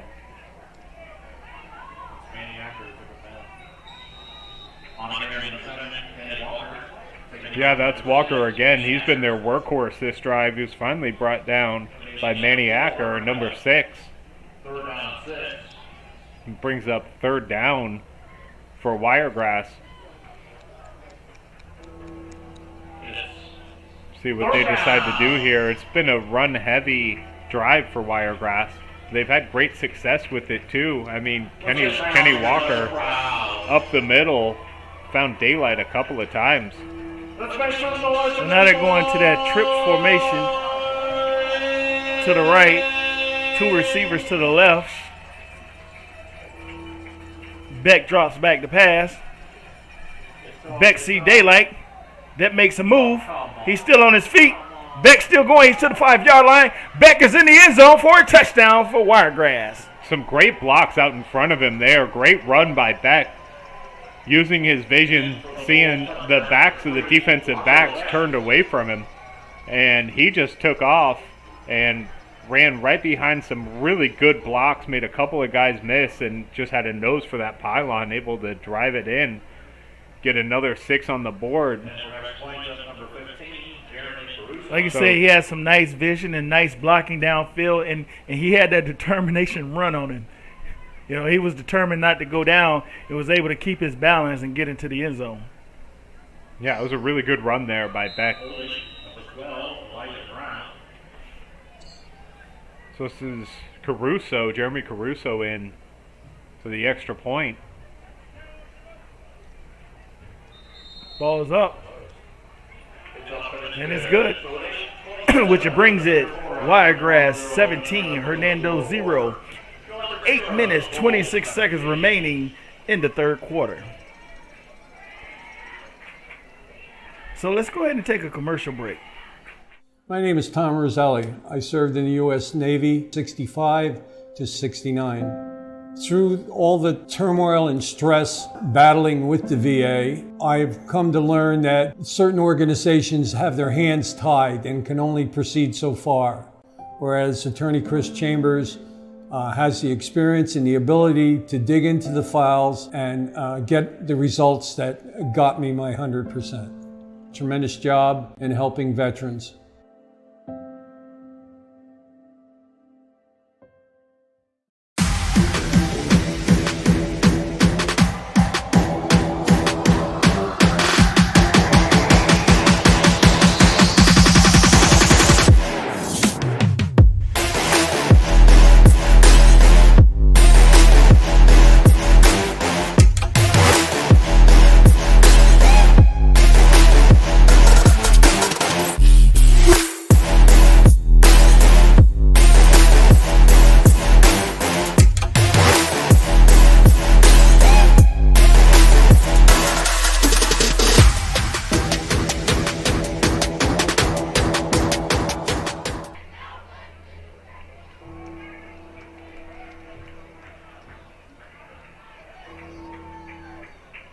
Ball's up and is into the end zone for a touchback. That was probably a wise move. Last time they tried to field one right at the goal line, they were met quickly by some Bulls. So let that drop into the end zone. Take it from the 20. Give yourself a little bit of room. So let's see what this Leopard offense has in store here. They've been able to be pretty successful this game. Don't have any points to show for it, but they've moved the ball well. They got a number of first downs already.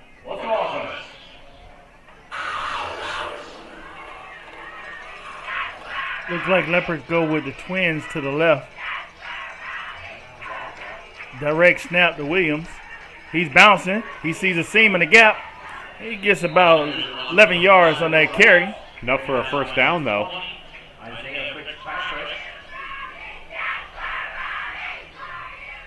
Looked like maybe number 20, Fitzpatrick, was on that tackle.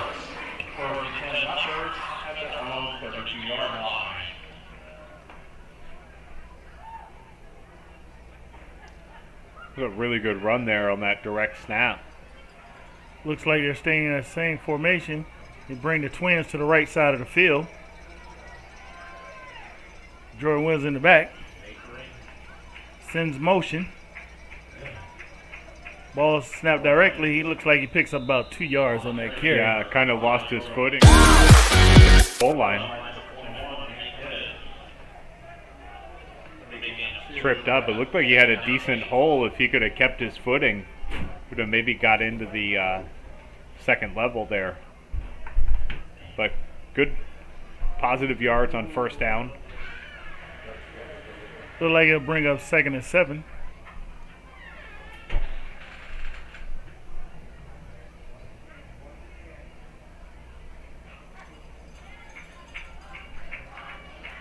So far this game, the defense for Wiregrass has kind of had a bend but don't break mentality too. Hands off to number 10.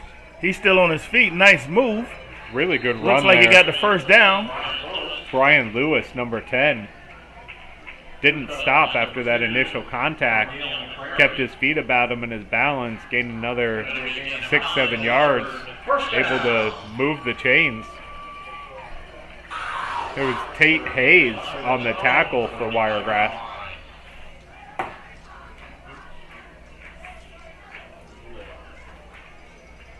The Leopards trying to mix it up a little bit and just methodically move the chains. Yeah, this is exactly how they want to move the ball too. You know.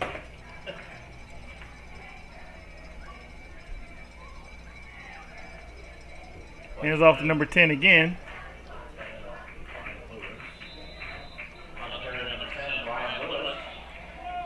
Brian Lewis once again on the carry. Looks like he picked up about 4 yards on that carry. Yeah, positive yards every play here for the Leopards offense.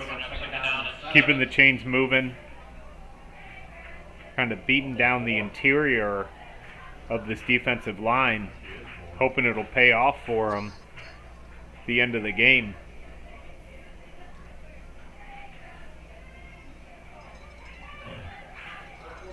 Blake Smith back in the ball game too, under center. You got single receivers to both sides of the field.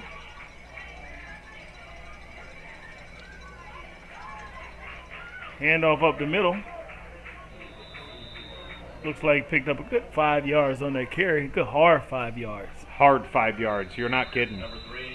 Just a mash of white and purple jerseys rolling forward, trying to get to that first down mark. He's about a yard short.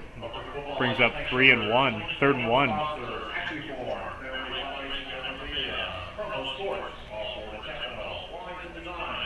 Well, they're going to take a quick water break. We're going to take one ourselves. We'll be right back here on the Gulf Coast Sports Network.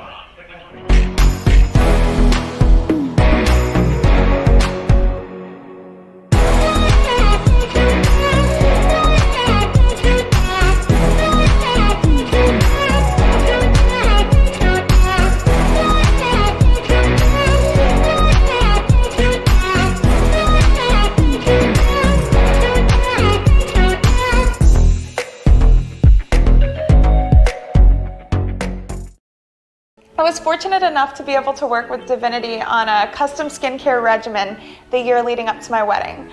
It included a series of in-office treatments, microneedling, PRP, hydrofacials, and an at-home skincare regimen. So I had no worries the day of my wedding. Looks like we're back to action. It's 3rd down for the Leopards.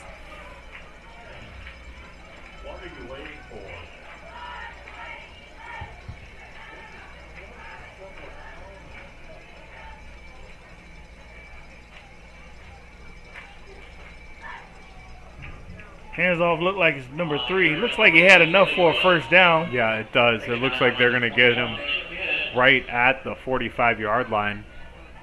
About a half an inch more than he needed. Which was number 3, Tay Williams.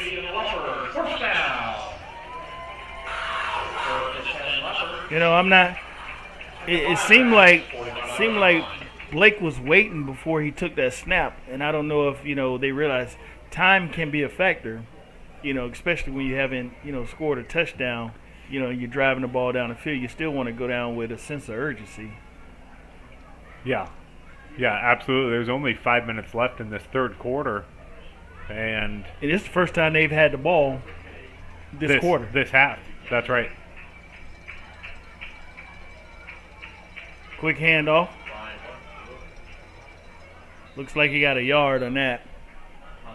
I don't believe he had any room to run.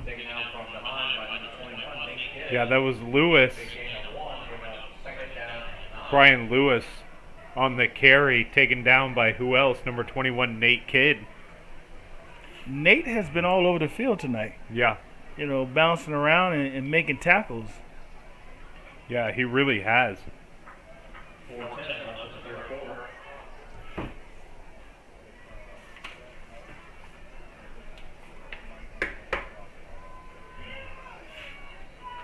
Leopards going to a single receiver set on both sides.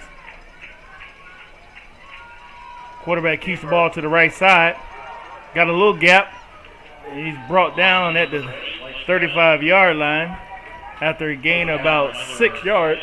Yeah, it looks like he's about a yard short of that first down. Which will bring up third down. Abraham Beer on the tackle, their leading tackler.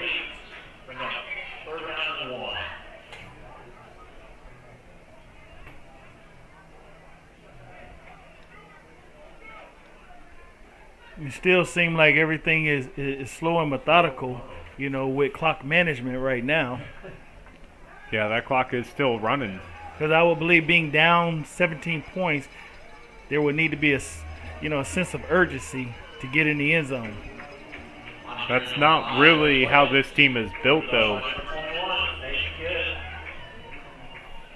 Looks like First down. number 5 on the carry, that was Jordan Williams, who assists with getting this first down for the Leopards as they continue to march downfield. You know, getting that first down, still having the momentum and moving the chains, but that clock is still ticking with 2 minutes and 52 seconds remaining in this third quarter, down 17-0. Yeah, the game is not sped up for them, even though it maybe should have at this point. They're putting together a really nice and deep into the Wiregrass end zone. Blake tried to pass. He immediately sacked by number 21. Nate Kidd. Nate Kidd all over the field, and you know, he has nearly as many tackles as Beer does for the Wiregrass Ranch Bulls. And you can see why. I mean, we've called his name at least a half dozen times tonight. Nate Kidd, he's a senior, 6'2", 225, and he's moving all over this field. He has that ball vision. He has an eye for the ball, and he is getting there to make these tackles, and he's wrapping up. He's wrapping up, too. He's not letting these guys pinball off of him, which they're capable of doing. We've seen. Quarterback keeps to the right side. He has some blocking downfield. Kind of lost his footing there. If not, he had a shot for the end zone. Great run there by Smith. Yeah, it looks like that was Isaiah Fitzpatrick, number 20. Cornerback saved a touchdown there. Great play call, Blake. Great decision by Blake to keep that ball. Got the corner with his speed, able to get another first down. So Wiregrass defense getting tested.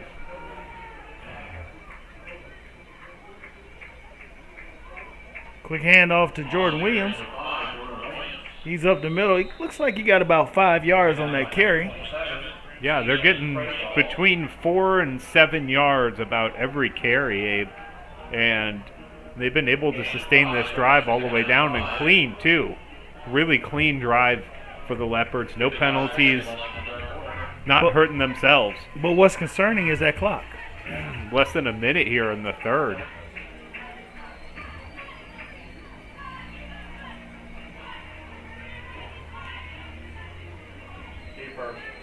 Quarterback keeps it. Looks like he got about 3 yards before they stood him up. Yeah, forward progress probably somewhere around 3, I'd say.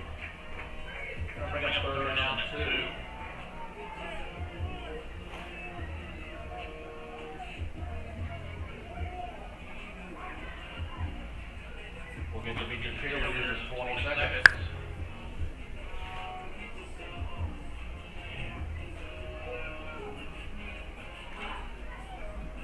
So I take it they're going to let the clock run down to the fourth quarter. So we'll be leaving the third quarter 17-0.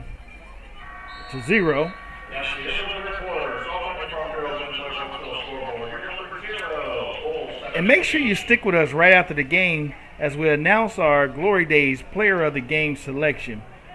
Derek, tell them a little bit about what the Player of the Game will get. Well, Player of the Game gets not only a very stylish and sought-after GCSN Glory Days Player of the Game t-shirt, but they also do get a gift card to Glory Days provided to us by the Glory Days on Brooksville and Cortez Boulevard, and we appreciate their support. We're happy to recognize these student athletes excelling in their sport, and we got some choices here tonight.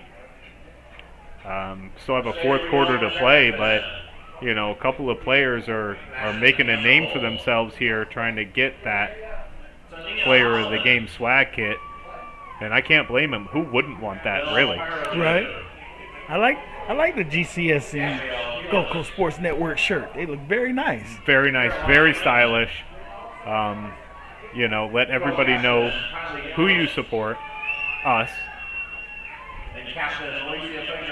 Ask questions. Make sure you got to tell them to like and subscribe. That way you don't miss any of the action here on the Gulf Coast Sports Network. Right, and they should always want to hit the subscribe button. It's free. It's free. That's right. Turn on those notifications so they will never miss any of the live action covered by GCSN. And there's plenty of it. Besides football, we also carry volleyball this year, baseball, softball. You can go through our archives, see some of the games we called. We're getting ready to start this fourth quarter, Abe. All right, it's third down for the Leopards. Hand off to number 5, Jordan Williams. He's hitting hard. He's in the end zone for the Leopards. And that's an early touchdown in the fourth quarter. So Leopards finally on the board here with that touchdown. That was a great drive by the Leopards. They didn't try to do anything outside of what they do well. They're satisfied with getting a few yards on the ground, hard fought up the middle. Couple of good quarterback keepers on that by Smith, and they're able to punch it into the end zone. And that last run by Jordan, it was a real nice hit hole, and then he kept his feet moving and was able to get through the Ranch defense on that. It was a very nice run. Yeah, Wiregrass had men there. He was able to just overpower them and kind of run through them. Looks like they're doing a trick. Wide open in the end zone for an extra point. Sternberger hit by number 6 through the ball. Little trickeration there. Terry Grant, the kicker, finds Sternberger, linebacker, tight end, in the end zone, wide open. So they get 2. So 17-8 is our score. 11:54 left in this ball game. And what the Leopards need now is a quick defensive stand, get the ball back, try to get back on the board. So head coach Garcia pulled a trick out of his hat, and instead of going for 1, they went for 2. And here's the thing. We come into the second half of the game. Wiregrass drives down the field, punches it in. Leopards turn around with that same opportunity and punch it in as well. So we still have a ball game on our hands. Now it's up to the Leopards to make a big stop or get a turnover or something to get the ball back, or will Wiregrass, methodically move down the field and punch it in. So right now, this game is building up to what we believed it was going to be, between both teams with this even match game tonight. Yeah, it is. We got ourselves a ball game here, less than a quarter to play.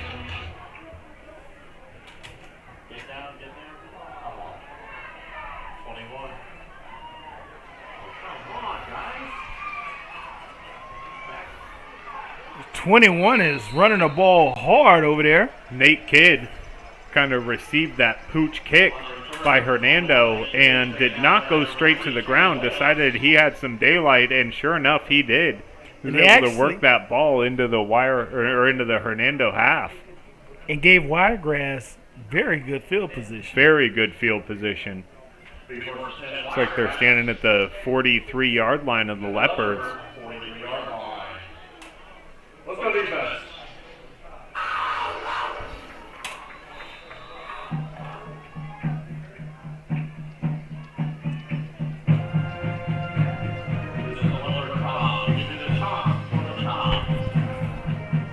Quick handoff, number 7. He finds a seam. It looks like he make 11 yards on that play and enough for the first down. Yeah, Walker, really good run there, able to get the corner, get the edge, and with this Leopard defense spread out like they are, Wiregrass using so many receivers out wide, kind of makes it easy. Looks like Wiregrass going trips right, single receiver to the left, shotgun formation with motion. Quick handoff to 7 again. He's hit by 44 and then hit by number 5, Jordan Williams.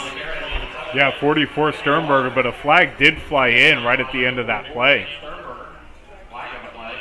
Great pursuit by Sternberger, kind of read that all the way, met him in the backfield, and if it stands, that's a good tackle for a loss there.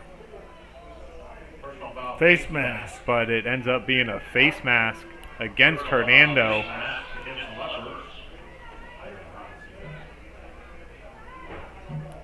So that'll net them a first down, as that's a 15-yard penalty. Ball will be placed about the 19-yard line, well within this Leopard red zone. So after the nice long sustained drive by the Leopards, Wiregrass in prime position to negate that score with a quick like strike they're back of in their the own. trips.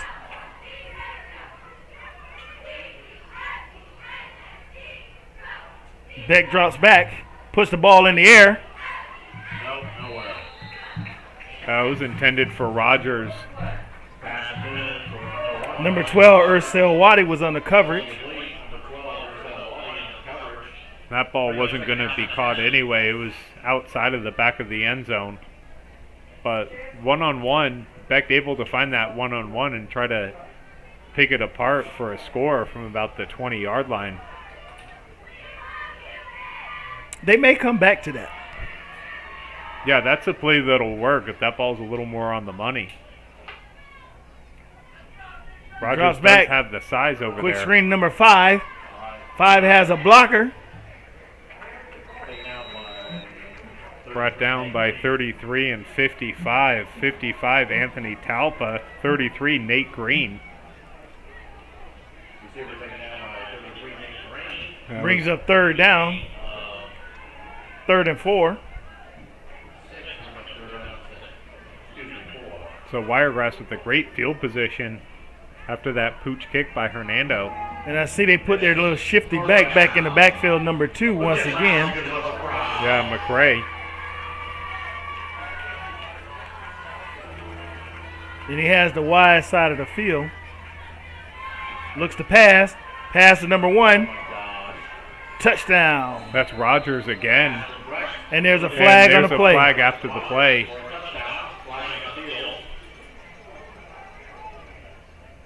Let's see what the referee saw. See if this score will stand.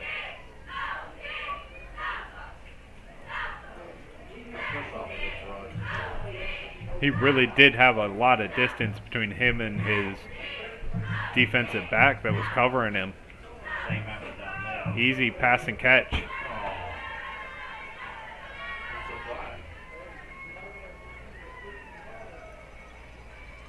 So we have no indication from the referee.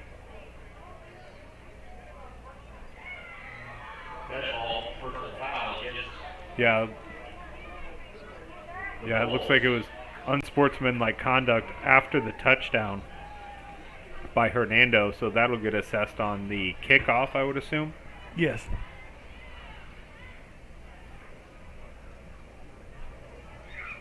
Oh, I apologize, against Wiregrass.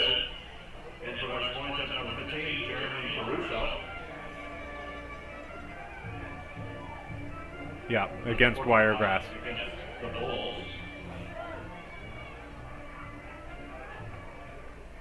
So kicker Jeremy Caruso in.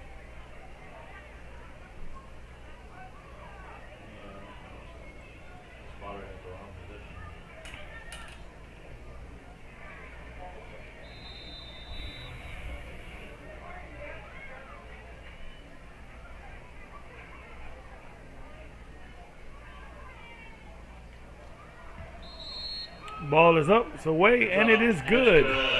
It was good pursuit again, though. Special teams from the Leopards nearly got a hand on it. Brings the score 24-8.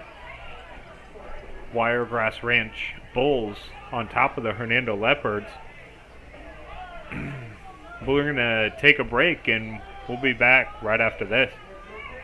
For the past 5 years, I haven't ran because I just believed that my body was on the decline, that the pain that I was experiencing was not tolerable enough for me to go out and run. And it's one of the main reasons why I retired from the NFL, wanting to be able to run and play with my kids.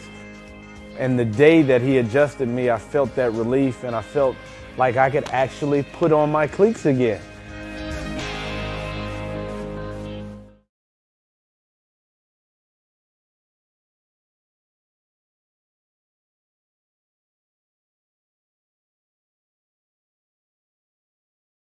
I was fortunate enough to be able to work with Divinity on a custom skincare regimen the year leading up to my wedding. It included a series of in-office treatments, microneedling, PRP, hydrofacials, and an at-home skincare regimen. So I had no worries the day of my wedding. My skin was perfect.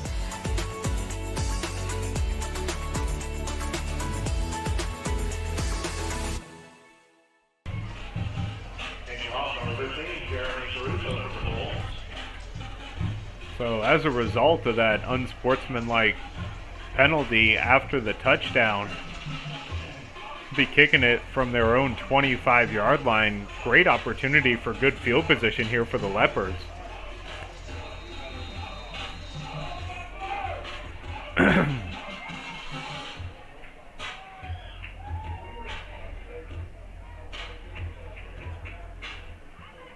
Nice high kick. Get to it! And that ball just kind of bounced around down there before it was finally fielded by number 7. Isaiah Riggins. Not sure if he realized that ball was live as it was going down there, so had Wiregrass got down there, they could have got the ball. He was maybe thinking it was going to roll out of bounds, too, as it almost did. He finally had no choice. He had to pick it up right there by the sideline. Well, Wiregrass came out, and their second drive ended up in 7 points as well. For a minute, but then it came right back. So let's see if the Leopards can answer that touchdown by Wiregrass.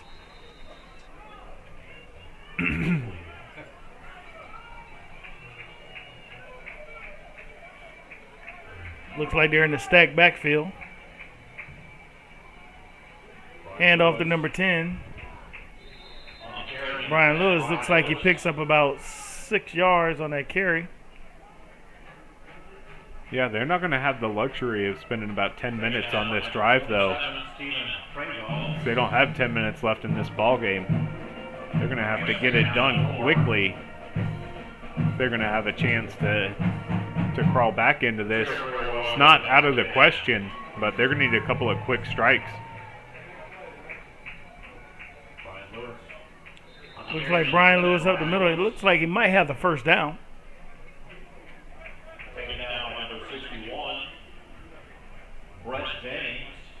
So the clock does stop for a moment. Move the chains.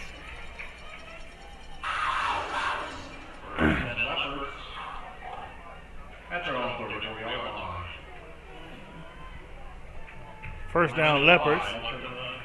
Still in that stacked formation in the backfield. Single receiver to the right. Quick handoff to number 10. He finds a little gap, and he picks up about 3 yards on that carry.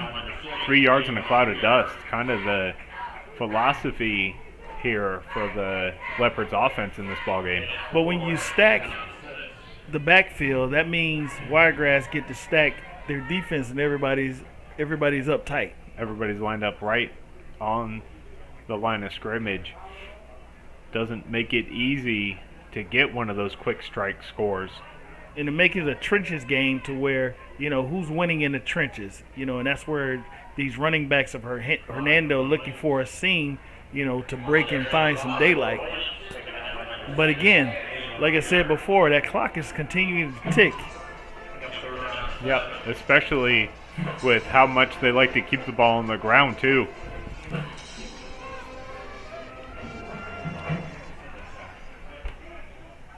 And being down by 16 points, you would think it would be a sense of urgency, to try to move this ball down the field. Right. Right, but there isn't. It's slow getting players on and off the field, taking their time in the huddle, letting that play clock drop down. You would think they had the lead in this ball game almost, right? Most definitely. They come out with single receivers to both sides of the field. It looks like number 3, Tay Williams, was tripped up over there as he was trying to get off the line of scrimmage to go downfield. Yeah, by the time the ball was in the air, he was just getting his feeding, and play was pretty much over. Yeah, he broke inside. Blake Smith threw the ball outside. It didn't matter because he was just picking himself back up off the ground as that ball was flying over his head. But that was it. I like the play call by Hernando there. Big side of the field, one-on-one coverage. Your man comes down with the ball. You got a big play. But the Leopards haven't really passed much in the game, so therefore, I knew it. Oh my goodness! It looked like the ball is on the ground.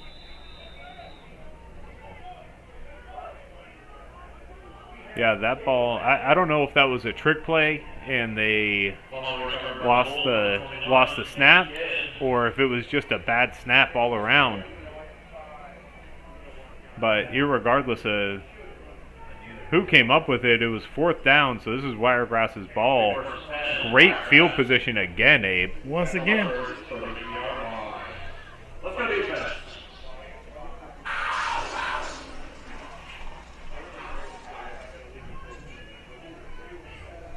It looks like Wiregrass coming out with trips to the left with a single receiver to the right, back in shotgun position. Motion. Beck throws the quick string, number 2. Looks like number 2 got a first down. That's McCray again. Man, they got a lot of skill guys, don't they, Abe? Oh, yeah, with speed as well. Between Rogers, McCray, Walker, and we've even seen Beck in his own right be able to move his feet a little bit.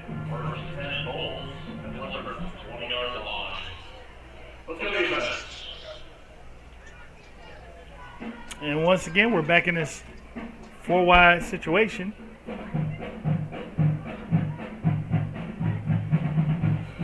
Motion to the right. Beck keeps it, takes it up the middle. Picks up about 5 yards on the carry. Finally taken down by Jordan Williams. Oh, sorry, Tay Williams. My apologies. It's number 3. It looked like number 5. Good pressure that time by the Hernando defense. Getting up into Beck's face. Not letting him set his feet, get a good pass off. Look like Wiregrass going to a little stack formation with motion to the right. Quick fake. They got me with that one.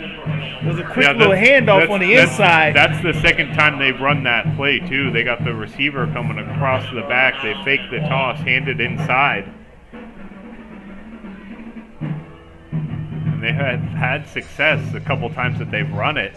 Brings up 3rd and 1. 3rd down. Let's get loud because of the crowd.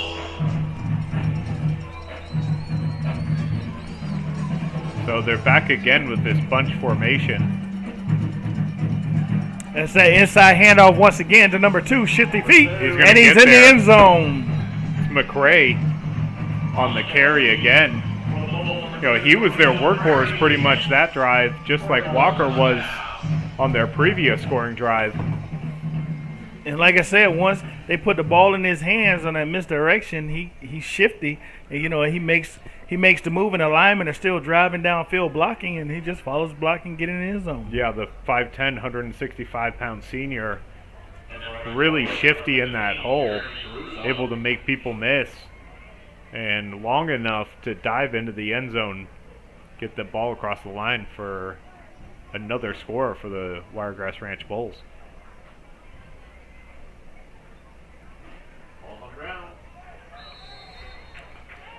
Looks like the ball was on the ground, and the holder tried to put it up and get kicked, and then it was hit by some Leopards.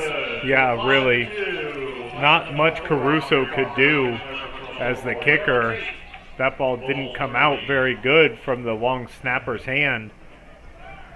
Skidded across the ground. They're lucky they were able to even make an attempt at that kick.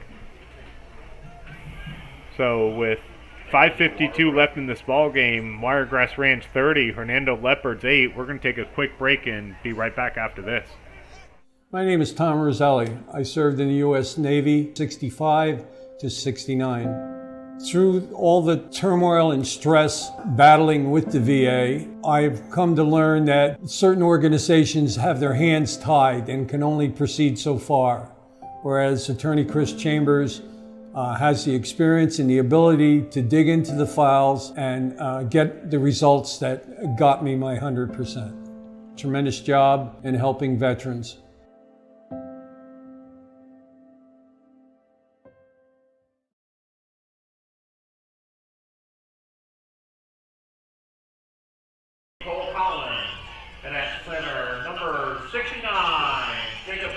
Don't forget, if you're new to the Gulf Coast Sports Network, go ahead and hit the subscribe button. It's free, and turn on notifications so you will never miss any of the live actions. And make sure you stick with us right after the game as we announce our Glory Days Player of the Game selection. Derek, what will they receive as the Player of the Game? Well, in addition to a gift certificate to Glory Days provided by the Glory Days in Brooksville on Cortez Boulevard, they also get a Glory Days GCSN t-shirt they can wear proudly around and make all their friends and teammates jealous. That ball is booted out of the back of the end zone for a touchback, so Hernando's going to get it. 5:52 left, and chasing a bunch of points here. See what they got in store, see if they can pick up the pace a little bit, pick up the tempo, and get some points on the board and turn this into a ball game. But we'd like to thank each and every one of you for joining us tonight on GCSN as we're covering this Tuesday night game between Wiregrass Ranch and Hernando Leopards. The game is turned around to where Wiregrass is leading 30 to Hernando's 8.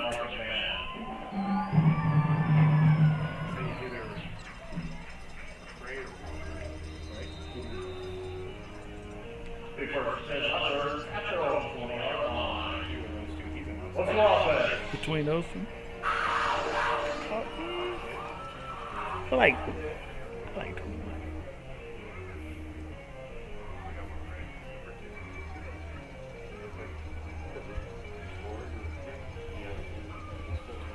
Leopards coming to twins to the right, single receiver to the left. Blake Rose, too far pass intended for number 6. Give it to you.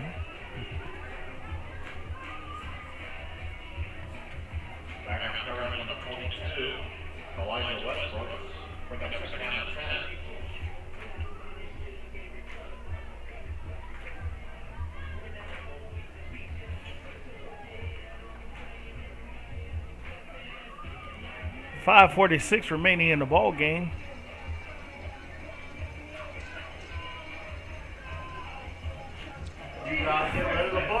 And it's a sack, number 21. Nate Kidd, once again, Nate has been all over the field swarming. That was a big sack, too, for Wiregrass. That might be Nate's second sack of the game. It is his second sack, in addition to that punt return. Sack for a loss. And a number of tackles That young man has been all over the field.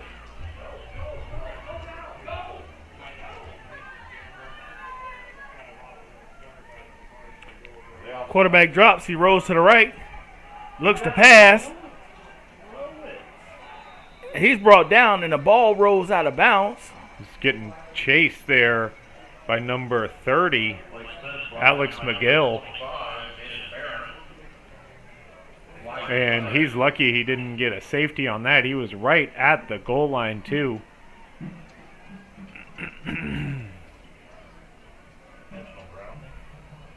Looks like it's going to be third down. Third down in quite a little bit. Maybe about 29 yards or so as the first down marker is at the 30-yard line. It looks like it's a flag on the field. It does. It really does. Over on that far sideline.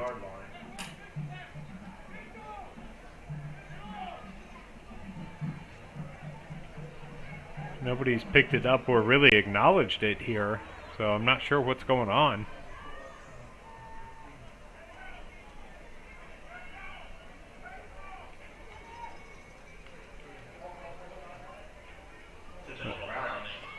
They're going to say intentional grounding on the quarterback. And they decline. It'll be fourth down for the Leopards. So they're going to have to punt it from their now remember, 2-yard line, it looks like. Rogers is back deep, and he's a shifty runner as well with some speed. Yeah, and he's standing about the 35-yard line, too.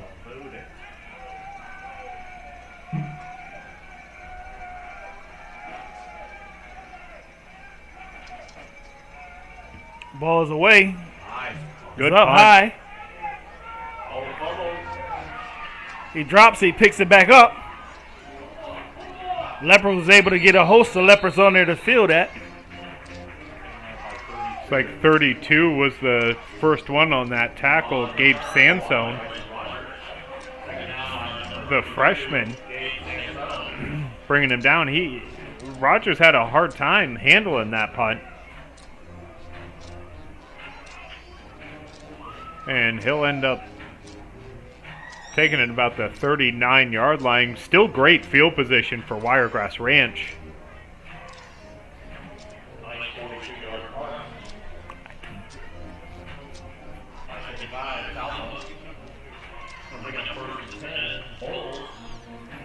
Make sure you stick with us after the game as we announce our Glory Days Player of the Game selection.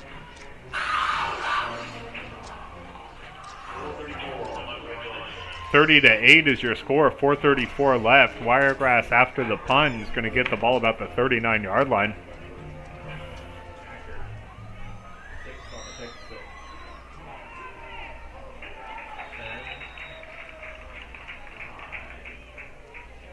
Number 10 looks like he picked up about a yard.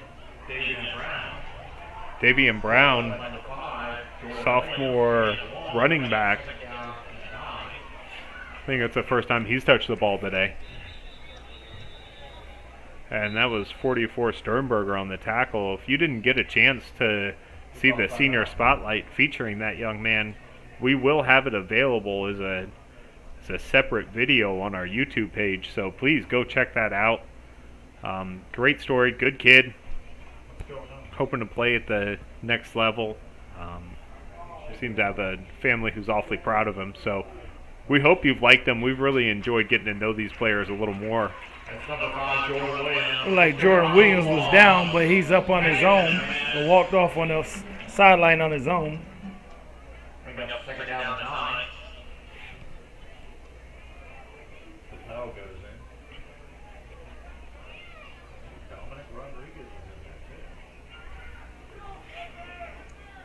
4 minutes, 10 seconds remaining in the ball game. Wiregrass 30, your Leopards 8 on this Tuesday night. Seems like the temperature's dropping a little bit as well. It's getting a little cool outside. Yeah, the sun goes down and does get a little cool here, at least for Florida cool. You know, if you're watching from somewhere else, you can let us know. Beck what hands your off cool to number feels 10. like. 10 finds a gap. He's through the middle. 5. Looks like he's brought down at the 5-yard line. They're going to spot him at the 6. Number 10 burst through the hole, found the seam, and decided to dodge downfield. Showed good speed, too, once he got to that second level. Good acceleration. Davian Brown, again, 2 touches, 2 really good runs for him. He's finally brought down by number 12, Ursel Waddy. It seemed like Wiregrass got quite a few speedsters on their team.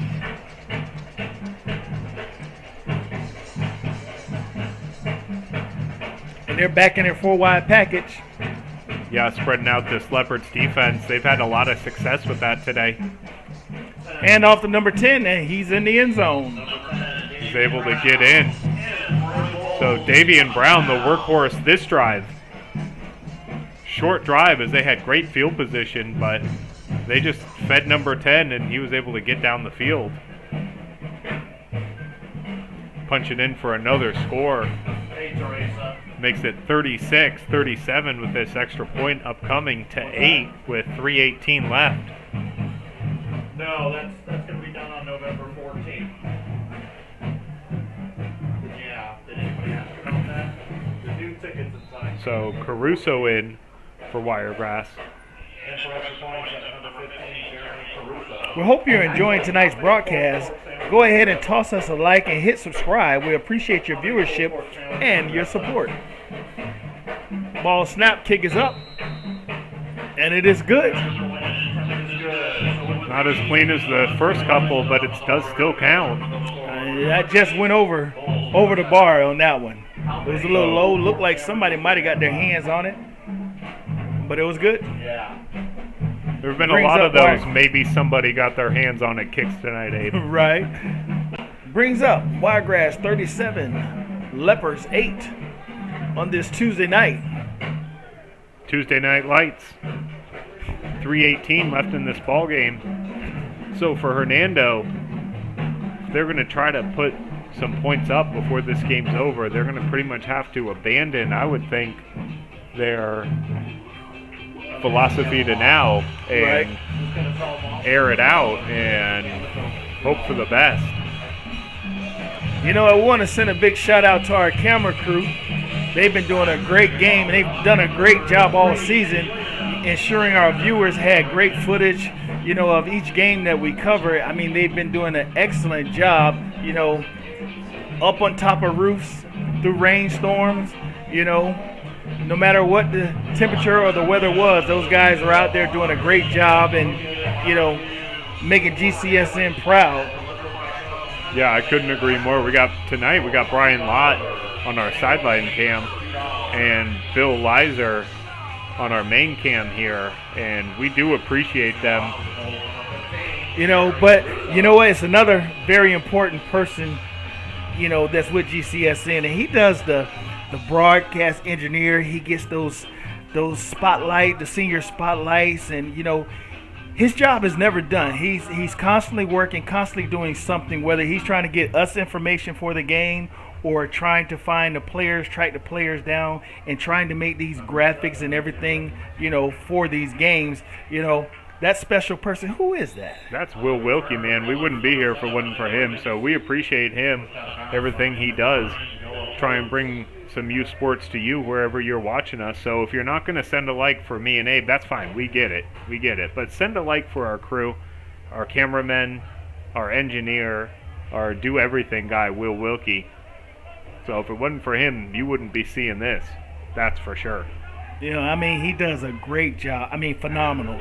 You know, and he ensures that, you know, everything. He's that type of person that likes to make sure everything is right, the way it should be, the professional, to make it look good. And he does a wonderful job. And my hat's off to him, you know, for bringing us on to, you know, support him and everything that he has going on. Yeah, I couldn't agree more. Well said, Abe. 3 minutes and 9 seconds remaining in this ball game. Wiregrass 37, Hernando 8. 1st and 10 here for Hernando. Hands off to number 10, Lewis. Out of bounds at the 40. Looks like they threw a flag on the play. Yeah, it looks like number 7 Isaiah Riggins was holding a defensive back, number 20, right in front of the referee, so he wasn't going to miss that, and that's going to negate a nice run there by Lewis. And these holding calls coming back to really hurt the Leopards. Chains have already moved.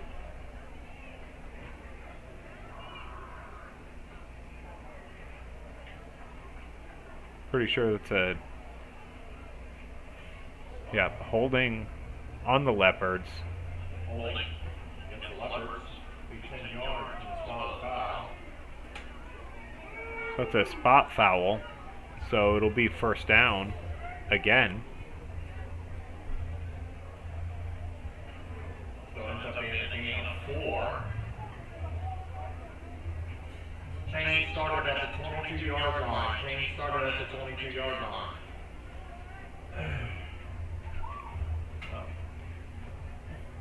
So first and 10 again. No. Should be a gain of 4 for first and 6.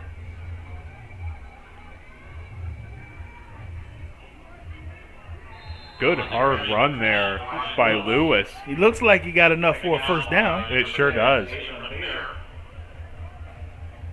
Sure does. So that'll move the chains again. First down. And chains moving, clock stopping.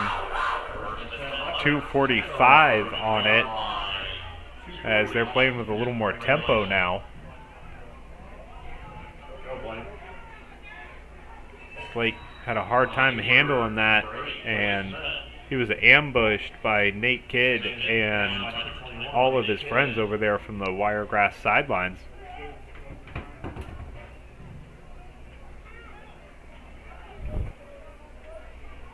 Two minutes, 17 seconds remaining in the ball game.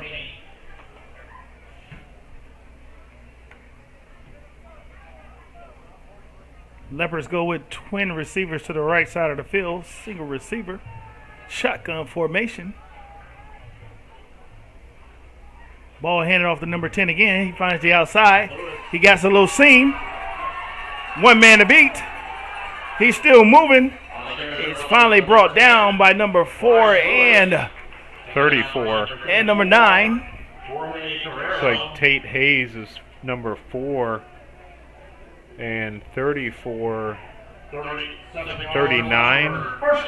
Nope, I don't have any of those players. But irregardless, they saved a touchdown. With Lewis just running wild right now. Quarterback keeps the ball. He takes it up the middle. He to the left side. And he run out of bounds at the 20-yard line. The Leopards not trying to close the door just yet. No, they're trying to get some points on the board, maybe make this interesting here. A minute and a half left in this ball game.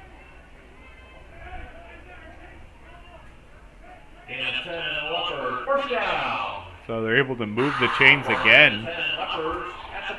And stop the clock with a minute and 34 seconds remaining.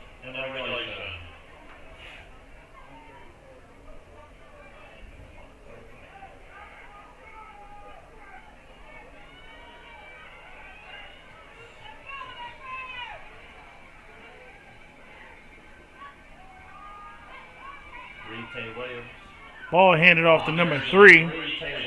Looks like he gets back to the original line of scrimmage. Yeah, it was brought down by number 4 and number 30. Number 4, Tate Hayes. Number 30, Alex McGill. Bring us down to 10. 110 on regulation.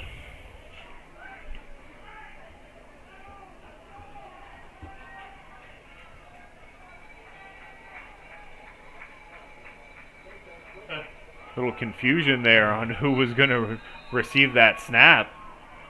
That's going to be a big loss for Hernando, and able to call a timeout with 50 seconds left. Looked like number 9, Noah Coates, was in on that tackle. Yeah, Johnny on the spot there. Leopard football like to thank some of their 2021-22 football calendar sponsors. Make sure you stick with us right after the game as we announce our Glory Days Player of the Game selection.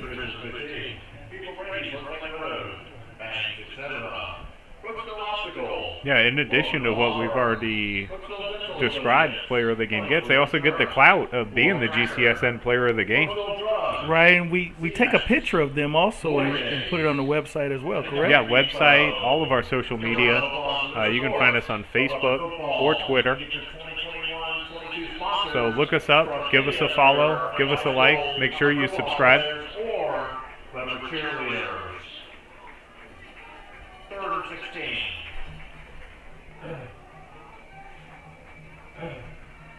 You got to throw, Blake. Blake just holding onto that ball too long. Not able to find anybody to get it to. Able to get it out of his hands. 43 seconds remaining in the ball game. Yes, they're able to stop the clock. 43 seconds left. Not turn it over, not take a sack. Hernando does have 2 timeouts left. Wiregrass Ranch has all 3 of theirs. They are chasing a pile of points, though.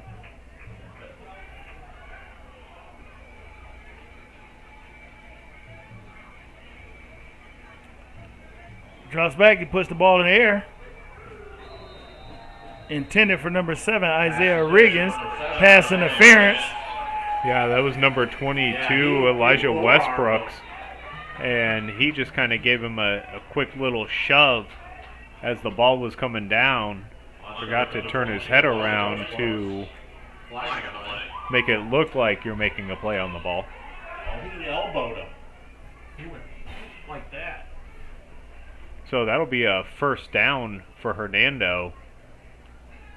And they'll be inside of the 5 with 37 seconds left.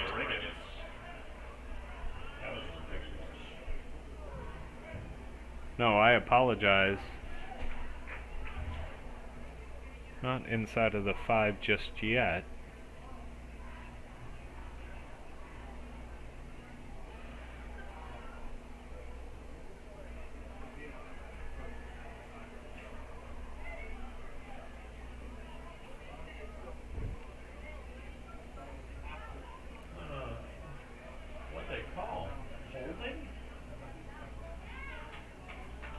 And after the penalty, that'll bring up, looks like 4th down and about 4 maybe. After the 10-yard penalty, 4th down and 4.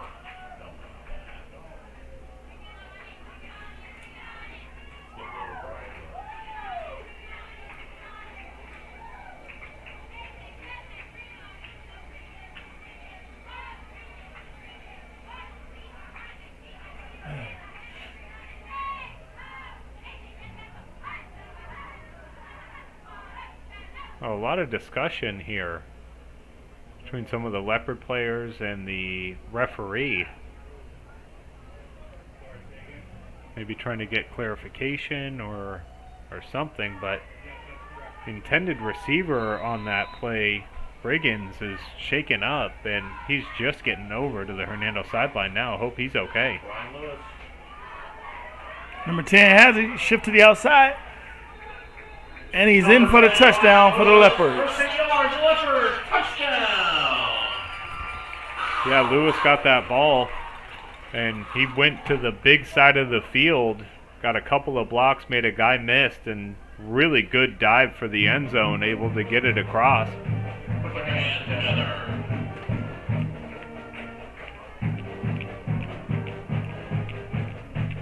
So with this extra point, we'll make it 15-37. 28 seconds left. The good drive for Hernando, just a little too late. Hand off to number 10 again, and he's in for the 2-point conversion, brings it 16-37.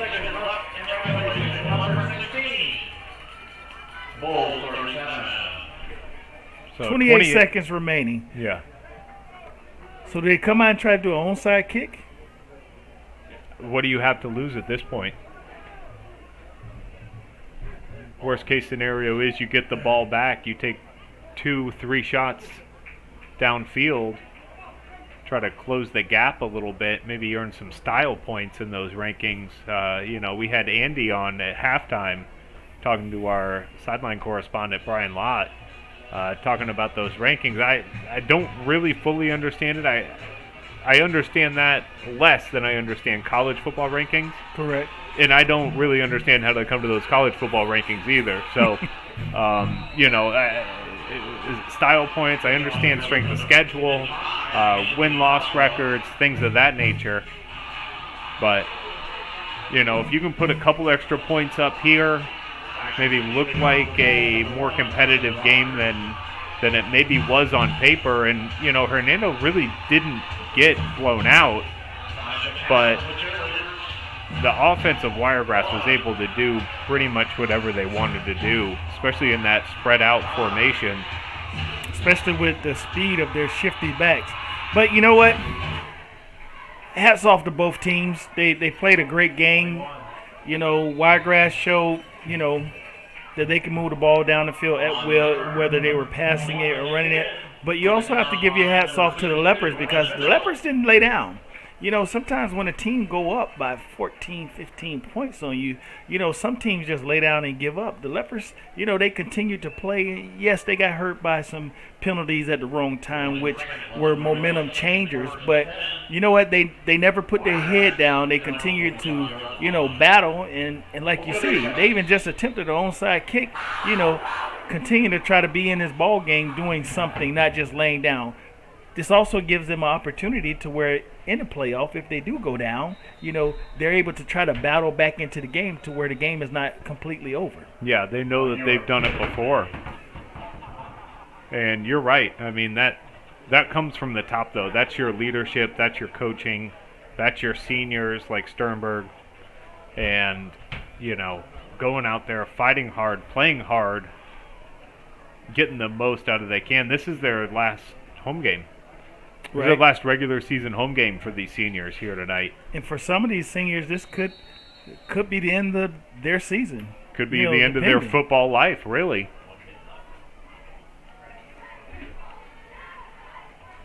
But it's been a great game. At halftime, what was the score? 17-0. First quarter, 0-0. Right. 17-0. And Wiregrass comes out with that opening kickoff touchdown. And then Hernando responds, taking up the rest of the third quarter with it. We got 19 seconds left on the clock. And Hernando takes their last time out here.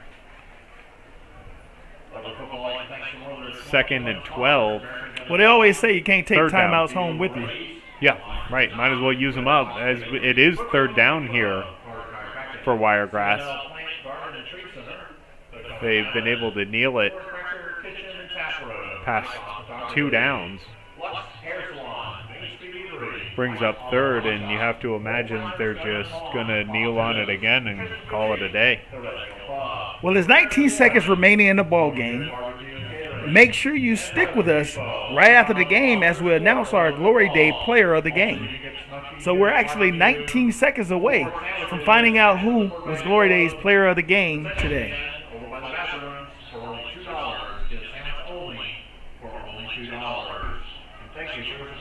And the clock runs. 10 seconds remaining in the ball game. Wiregrass 37, Hernando 15. And that's going to be a ball game. So for your Glory Days player of the game, we have number 2, Cornel McCray from Wiregrass Ranch, running back. He was a total workhorse for them on a number of drives, able to punch it in the end zone. And big reason they were able to come away with this win, 37-15. Your final score is Wiregrass 37, Hernando 15. And we're going to send it down to Will Wilkie, our broadcast engineer, to take us out of here. Thank you, Abe and Derek. Another wonderful call on the game tonight. Your final score tonight, Wiregrass takes the victory 37-15 over Hernando. And that will conclude our coverage of the 2021 football season. Don't forget that you can relive any of these fabulous moments on our YouTube channel. Just go ahead and search for high school football section. We also have the senior spotlights available on demand under our GCSN special events section. But before we sign off for 2021, I'd like to thank our partners for their support this season. Legacy Wealth Partners, Divinity Med Spa, Chambers Law Firm, and Glory Days.